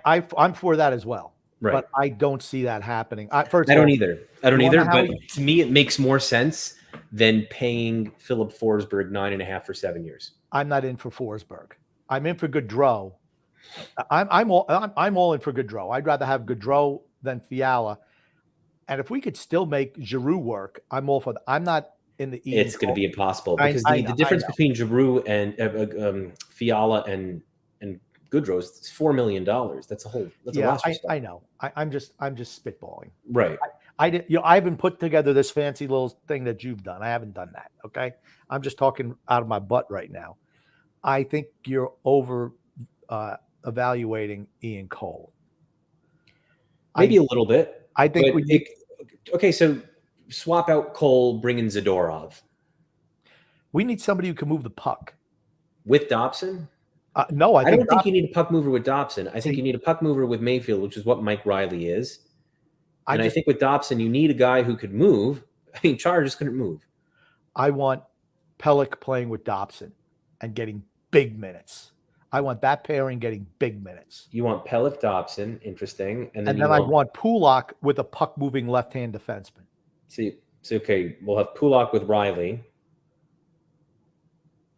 Yeah, and then Mayfield with Cole doesn't work, so you have to. And then Mayfield and Salo. Mayfield and Salo might work. I mean, I could do that. I could do that. But Riley, to me, Riley, even though he plays top 4 minutes for Boston, I don't view him as a top 4 guy. But he'd be a puck mover. I would go with him certainly with Pulock. I want Dobson on the ice 25 minutes a night with Pelech. They're your 2 best defensemen, without a doubt. I have no problem at all with that. And moving Salo up to the bottom pairing. Miles Wood, he's been infected with devilitis. Did he get hurt last year? What happened? Yeah, he missed it because he had hip surgery. That's why they're not going to qualify him. His qualifying offer is $3.5 million. I don't think they're going to qualify him. Those hip surgeries are just tough. But that's why it's a cheap deal. Yeah, it's a 4th line role. It's an upside play. If he could still skate the way he's still young, he's only 26. If he could still skate the way he used to skate, which is, I wouldn't say as good as Barzal, but not very far. He was a really good skater, but man, those hip injuries. I mean, I remember Kessler was never. Yeah, I mean, again, it's slightly above the buried amount, right? If you needed to bury him, it would only ding you for about $550 next year. So, I'm intrigued with Giroux. I am. I don't know if he's got those two dinosaurs on that line. I don't know how. I mean, I would almost rather have Giroux would be feeding these ridiculous passes to Nelson and Lee. You got him with two guys who could score goals. He's still surgical in the offensive zone. The way he finds people, I'm not going to say he's still as good as Barzal as a creator, but he's not. He's like one rung below that. Yeah, I just wonder. He's a dynamic playmaker who could score goals and still has speed. Yeah, is a ridiculous defensive player. You mentioned earlier how did Lou get Marlowe to come to Toronto? He gave him a freaking 4-year deal. Three, yeah. Okay, but here's the thing: how old was he at the time? 38, 36, I think 36. No, was he that young? I thought he was older than that. I'll tell you. Hold on. But here's the thing: he will do that. He'll throw 4 years at Giroux. I could absolutely see him doing that. I would be very disappointed if he did that. But when was the last time that he didn't give a veteran too much term on a contract? Zach Parise. Okay, name another one. Zdeno Zach Parise had no one else looking at him. No, there were teams looking at him. 100% there were teams looking at him. For sure. For sure teams were looking at him. Patrick Marleau was. He signed for freaking league minimum. How many teams are looking at you if you're signed for a league minimum? Marleau was 37. Yeah. I mean, but he was finished. He had 27 goals that first year with Toronto. He was coming off a 27-goal season. He had 27 goals. In that first round in the playoffs, I mean, they only made one round. He had 4 goals that series against Boston. He was playing top line with Austin Matthews. He was very good. The next year, he had 37 points, so 16 goals, 21 assists. But, they moved him down the lineup because they brought Tavares in, so Tavares moved up into into that spot, and then they elevated Andreas Janssen to the top line. So they moved Marleau down to the third line where he was playing with, I want to say, Connor Brown and Alex Kerfoot. Yeah, not a good fit for him. Or maybe with Kadri. Kadri was on the team still. It was like Marleau, Kadri, Brown. That was dysfunctional, though. Brown was terrible. And then they traded Brown to Ottawa, and he was fantastic. Connor Brown, and they're looking to move Connor Brown now, I think. So they moved Marleau down, and then they decided, all right, well, we want to re-sign Kapanen and Janssen, so we're going to give Carolina a first-round pick, which turned out to be Seth Jarvis, just to take Marleau, which is a pretty epic faux pas in hindsight because Jarvis is a hell of a player. Yeah. But he wasn't cooked by any means. Yeah, I'm intrigued by Giroux. I am absolutely intrigued on by a 2-year deal. I think he'd be perfect. I think Florida's trying to make it work, which is why you keep hearing rumors about them dangling Bobrovsky and retaining half. Gosh. Because they need to figure. They're going to move Hornqvist. He's only got a year left at 5 point something. Does anybody bite on Bobrovsky? 4 years, $20 million for Bobrovsky, probably. Oof, if you get him for 4 years at 20, well, how old is he? 34? Didn't he sign was it a 10-year deal? No, you can't sign a 10-year. He's a 7-year. It's 4 more years for a guy who's going to be 34. Yeah, maybe not. I mean, he was pretty good this year, though. He wasn't bad. Yeah, but God, he's not great. 9-13. He's been bad most of the time he's been there. He has been. But there's not a lot of goalies available. I don't know. I could just see a team like 4 more years on that deal. 4 more years for $5 million. It's movable. It's movable at that price. I'm not saying you'll get anything. You might even have to give something, but you can make that. You can move that. They're going to try to sign Giroux, but if Giroux doesn't sign in Florida, I've been trying to think of like, okay, what are natural landing spots for him? Pittsburgh. I mean, not really. If they're going to prioritize Letang and Malkin. But what if they don't get Malkin? What if Malkin doesn't come back? Okay, you're going to tell me that the guy who adamantly refused a trade to the Rangers because of the rivalry is going to go to the crosstown rival Pittsburgh Penguins? You know what? I mean, maybe it's interesting. It comes full circle. The Pennsylvania rivalry comes for full circle, and Giroux teams up with Crosby, and they win a cup. Tell me that's not beautiful. That's beautiful. I mean, the NHL would love it. Absolutely. That would be fantastic. Money. I'm shedding a tear. I'm getting goosebumps just thinking about that. Think about that. Money makes strange bedfellows, my friend. That's all I have to say. Interesting. I mean, go win a cup with your arch nemesis. I mean, how about this? How about Nichushkin? He's not leaving. Forget about Nichushkin. He's not hitting the market. Okay. Well, we don't know because when is it? When is it? The 7th? The 13th, I think. 13th. Okay. Because the draft is on the draft's on the 7th. 7th. 6 days later is UFA opening. Okay. And then the UFAs are the next Friday, or is it Thursday now? No, the 7th is a Thursday. Right. The following Wednesday, 6 days later, Wednesday, okay, is when UFA opens, which means the 12th by midnight, or the 13th at 12 a.m. Teams, players needed to have signed for the max term. Okay. Right. If Johnny Gaudreau is not signed by midnight on the 12th, he's going to hit the open market, and that applies for everyone. Anyone who's not signed by midnight on the 12th is going to hit the open market. Okay. And take a look around. Okay. Which the only two players who that really applies to, because no one other really than Gaudreau and Forsberg are going to get 8-year deals. No one else comes to mind. Right. And I think Gaudreau, even though I'm against giving guys long-term deals, he's a type of player who I could see being good into his 35th birthday. He will, like Marchand. Yeah, I could absolutely see. And that's why I'm not afraid to go after him. And I'm willing to roll a dice on him. I am. But I am intrigued by Claude Giroux. I am. I really am. I agree. I would love it. But I'm not sold on Fiala. I just. So you're higher. Okay. You're higher on a shortish term deal for Giroux than Fiala. That's interesting. Yeah. I mean, listen. He's a complete player. He does everything well. There's nothing he doesn't do well. Who's that? Giroux. Yeah. Not Fiala's not that. Right. See, I'm willing, for me, yes, for Giroux, because you know what? He's done it year after year after year. He's not he was okay in Minnesota. Okay. He benefited not playing with Kaprizov. He benefited. Absolutely he did, because he's not getting the top defensive assignments against him. And he scored a lot on the power play. Right. So, I mean, would he help us there? Possibly. I just saw him disappear in the playoffs. And it's like, I know Giroux's not that guy. I am intrigued by Giroux. Phil, you have piqued my interest on Claude Giroux. Okay, so I got half of it right there. I could absolutely. Yeah, my whole thing here is, again, it doesn't need to be Fiala, but the point is, I'm more interested in having the top 9 being 3 extremely balanced lines that could just all score, yes, as opposed to just like loading up one line and then the rest of the lineup being a complete zero. I right? agree. If you put Lee and Nelson with Giroux, the difference between that versus putting Lee and Nelson with the wrong player is night and day. Yes.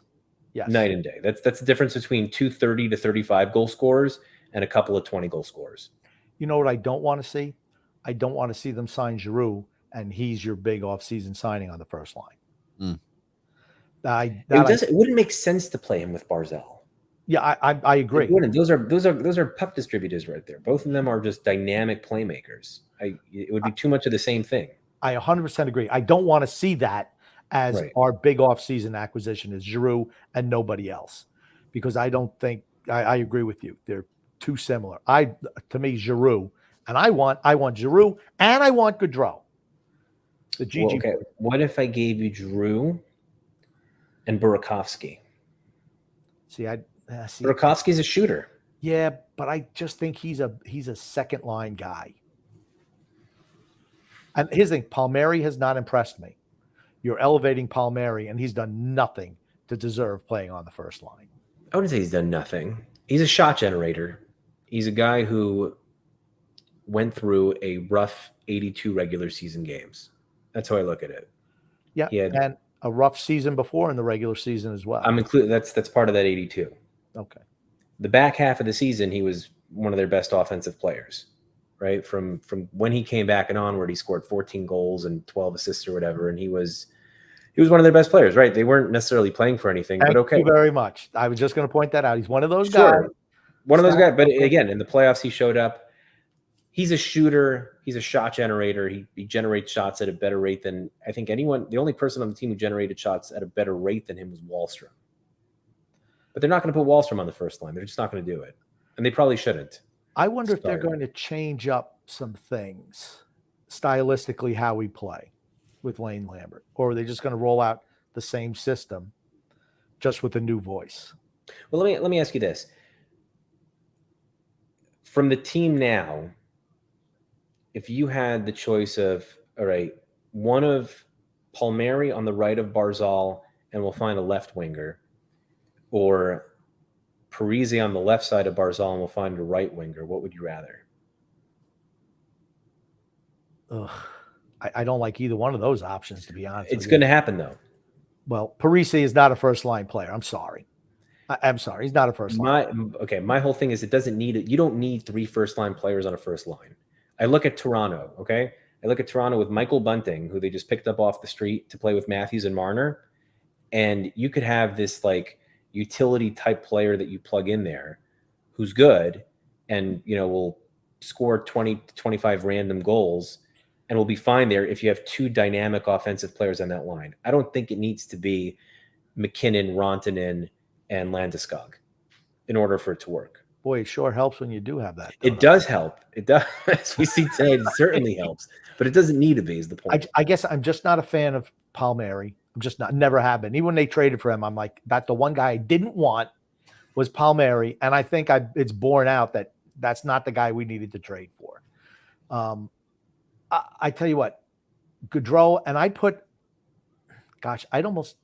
just don't think that Parise, Gaudreau's a left winger, is he not? He's a left winger. I mean, if you needed to put him on his right, I'm sure he'd be. Oh, no. I want him playing in his natural freaking position. He's a left winger. He's left winger. Kachuk was the right winger. Yeah, put some piece of shit on the right wing.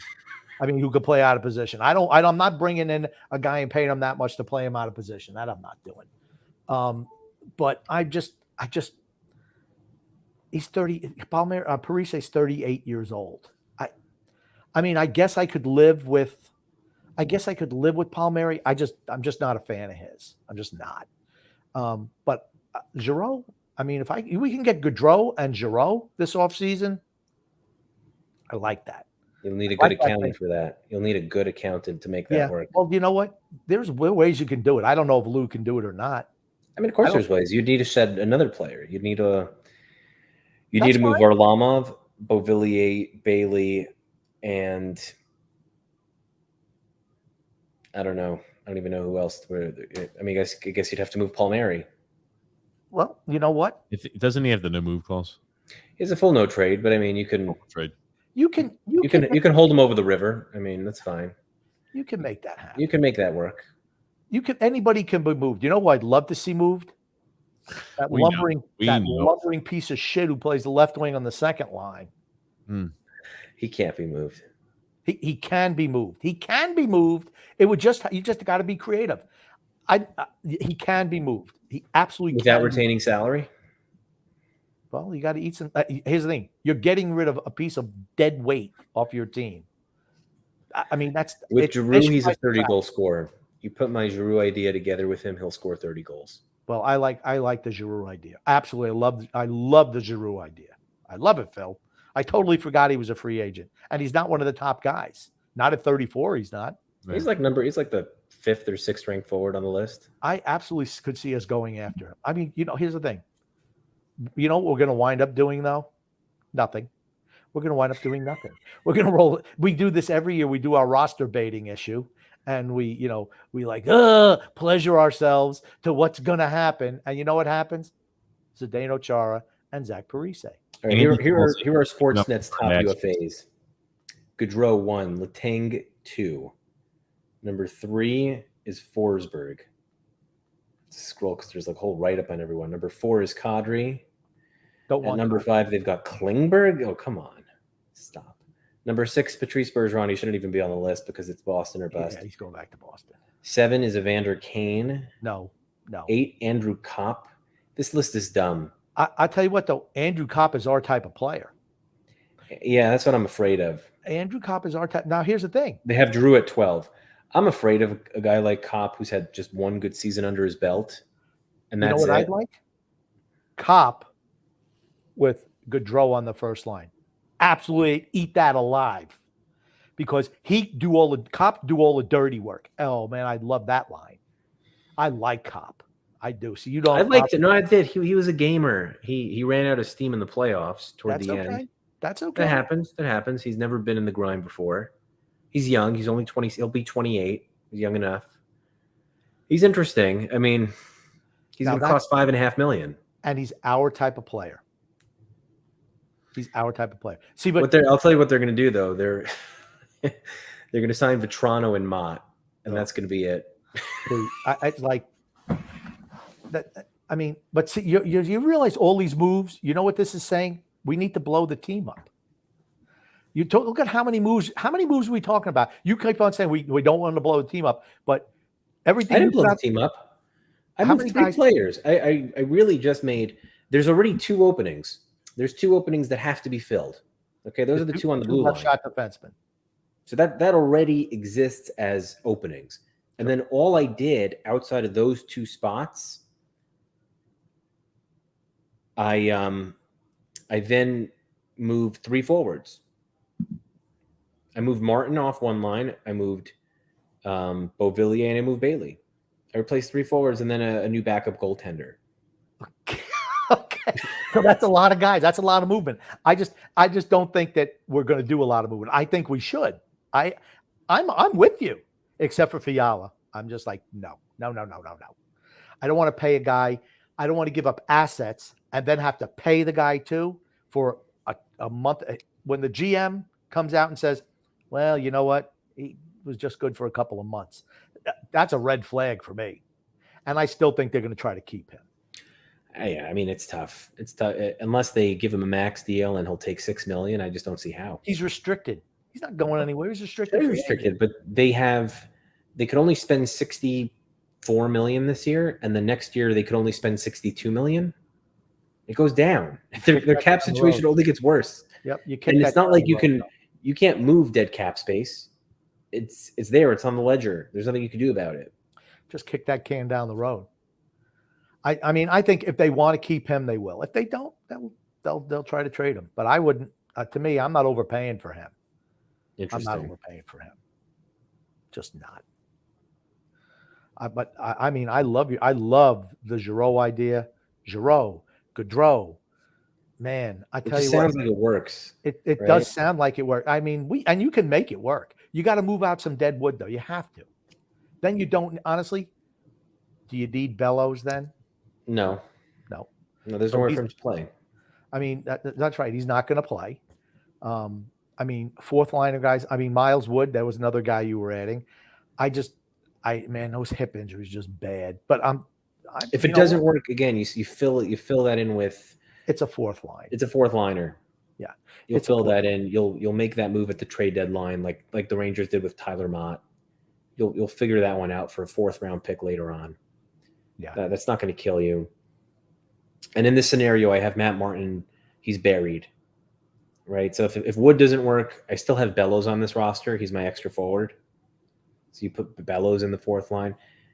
That's just an upside play. Yeah, that's an upside play for me for a lineup that needs more speed.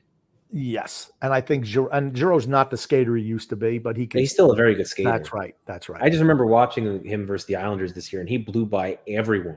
Yeah, in one of those games and scored on a wrister. I'm like, wow, the guy was just shot out of a cannon. It was weird seeing him in a Florida uniform, though. It was. I never got used to it. As a matter of fact, I thought he was dead because he wasn't with the Flyers anymore. Oh, he's probably out of the league. Giroux's not playing there. He was better than point per game with them. I forgot he got moved to them. It's like, yeah, and I forgot he was a free agent. Yeah, he's great. Yeah, so absolutely, I'm all in for that. To be honest with you. Oh man, got a few days to figure it out here. Yeah, the off season has started 30 minutes ago. Well, honestly, the off season should have started a month ago. But no teams have done anything. But he should have been laying the groundwork.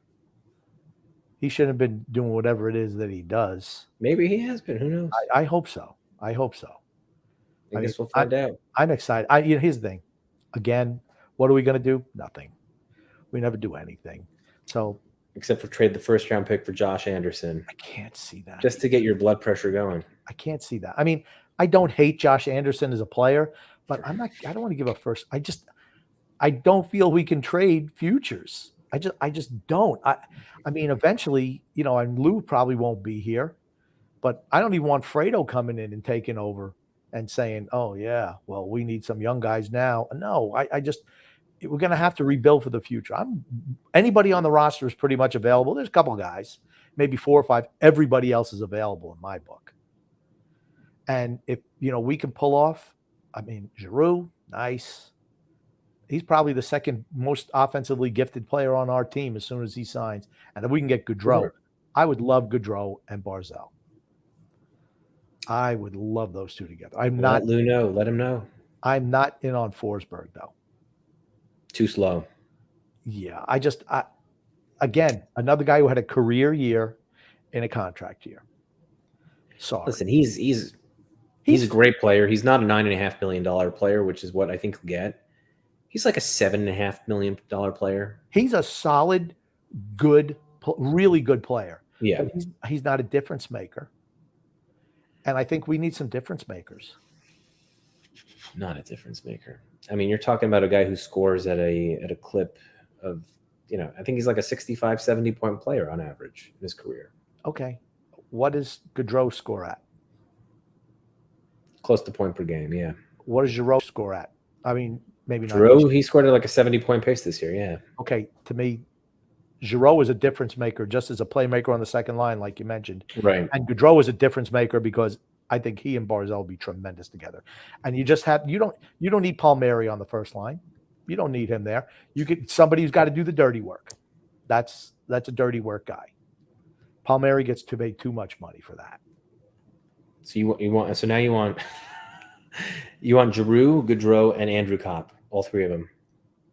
Well, I'd love that, but I mean, realistically, we don't have the money for that. No. But I think I just mentioned Kopp because I think that he's a good fit for what they would need on that first line. Yeah, I agree. I mean, like I said, it's roster baiting right now. That's what I'm doing. Yes, yeah. we have $250 million, and we could just sign anybody we want. Of course, here's the thing we have to remember, Phil. Andrew Ladd is the biggest free agent this organization has ever signed. Think about that. That's true. Okay, so what are the chances of us getting Giroux? Not too good. I'll say the only difference this year is the volume of candidates who could potentially be available has never been larger. Like last year, there was no one. Last year, it was maybe Landeskog will be available. Nope, he wasn't available in the end. And then it was at that point, I think there was another forward. Oh yeah, that was Tarasenko in the trade. But the UFA forward group last year, not good. It was terrible. And the year before, it was just as bad. It was Taylor Hall, but no one had any cap space because all of a sudden there was a flat cap and there was a freeze and no one knew what was happening, so no one wanted to spend any money.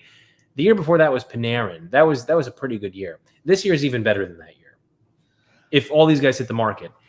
The Rangers are not players this year. They don't have money. They can't spend. The Maple Leafs are not players this year. Montreal is typically a player.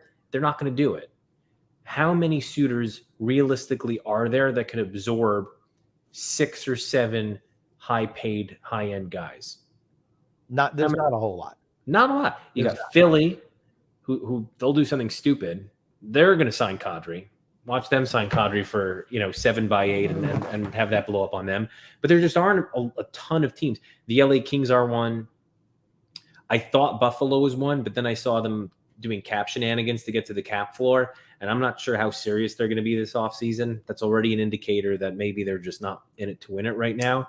The Devils sound like they're going to be, but are the Devils any more of an attractive destination than the Islanders? They're not. I don't think so. New York's a dump. New York sucks. Yeah. That building also sucks. I hate that building. That building's garbage. Yeah. Right? Who wants to go to Newark? You don't want to live anywhere near Newark. It's disaster there. But they do have some young talent there. Yeah, they do, but it's the Devils. Yeah, that's my thing. That's why I don't want anybody from the Devils. I think they've been in like they unless have it's Jack Hughes. He'll take Jack Hughes. Right, but the point is this year doesn't have the same amount of premium destinations to fill up if these guys end up hitting the market. I love the Kings, though. Very interesting destination. They are. I could see Forsberg going to the Kings to play with his good buddy Arvidsson. Yeah. I think if Forsberg doesn't re-sign with Nashville, he's going to go to LA. That's the destination. They have a good young team. They've got speed. They've got skill. They're really young. They're really young. They're good. That's a rebuild done right. Detroit might be a player for someone. I mean, is Johnny Gaudreau going to sign in Detroit? No. What about Philly? From Jersey. I think they're such a disaster, Philly. Yeah, I think they are too, but that's been the rumor all year, right? He's going to Philly. Only because he's from Philly. Well, but that's what I mean. That's what Tavares did. Who's the last real star player to do that since Tavares? Where it was specifically, I'm going to my home team. Right? A lot of people said, oh, Mark Stone is going to choose Winnipeg as his destination because he's from Manitoba. Nope, I'm going to Vegas. I think some people were surprised by that. He only wanted Vegas. I guess whoever offers you the most money is where you go then, right? Could be. Yeah. Could be. You're going to give 11-6 to Gaudreau? I mean, holy cow. Right? What's Barzal going to ask for once he sees that? He's not as good a player as Gaudreau, but... No, but I think they're a match made in heaven. I really do. And then you got to extend Barzal. But here's the thing. Within 2 years, all the junk that's littering our roster, for the most part, is going to be gone. It's gone, right. There's a lot that's coming away. That's coming off. Yes. Yeah. I mean, the one real albatross that we have to get rid of is Lee. They're not going to get rid of him, though. Not yet. Yeah, I just hate him. He's got at least 2 years left with the team. That's what I'll tell you. What a waste. Do you think we're looking for a new coach after next season? Too early to say. I say yes. I think yes. You think, well, here's what's going to happen. Lane's going to be gone, and then Lou is going to step down as GM, and Barry's going to be the GM. Oh, no. Oh, Barry is your new general manager. He's going to bring back Leo Komarov, special assistant to the GM. They're going to find grinders. They're going to find plotters. They're going to sign Poso and Lucic. They're going to that's what they're going to do. They're going to re-sign every mistake. All those players' contracts are ending, right?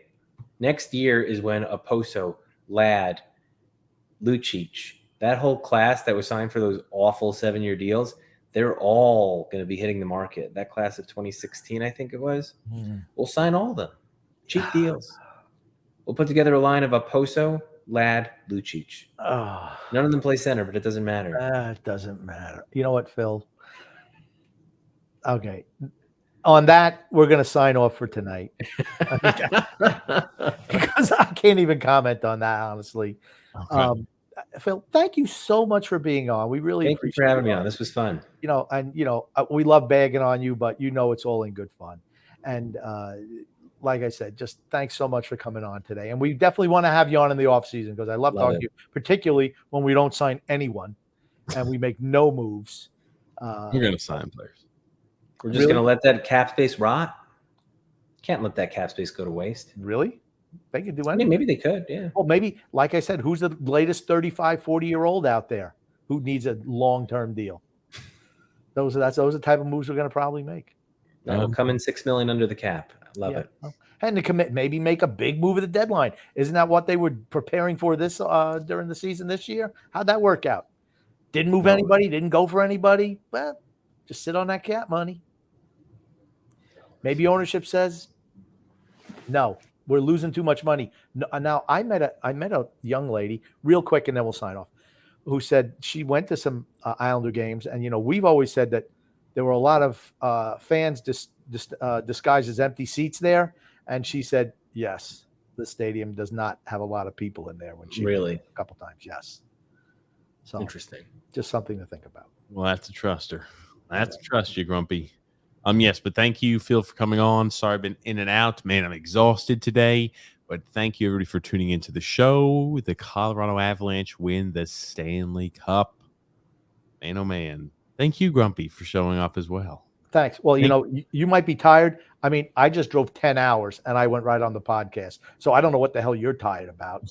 Again, oh, man. The youngsters in this world. Not everybody can be as good as you, Grumpy. Not everybody can be as – there it is. Don't set your goals that high. Thank you guys for tuning in. Thank you, Grumpy and Phil. All right.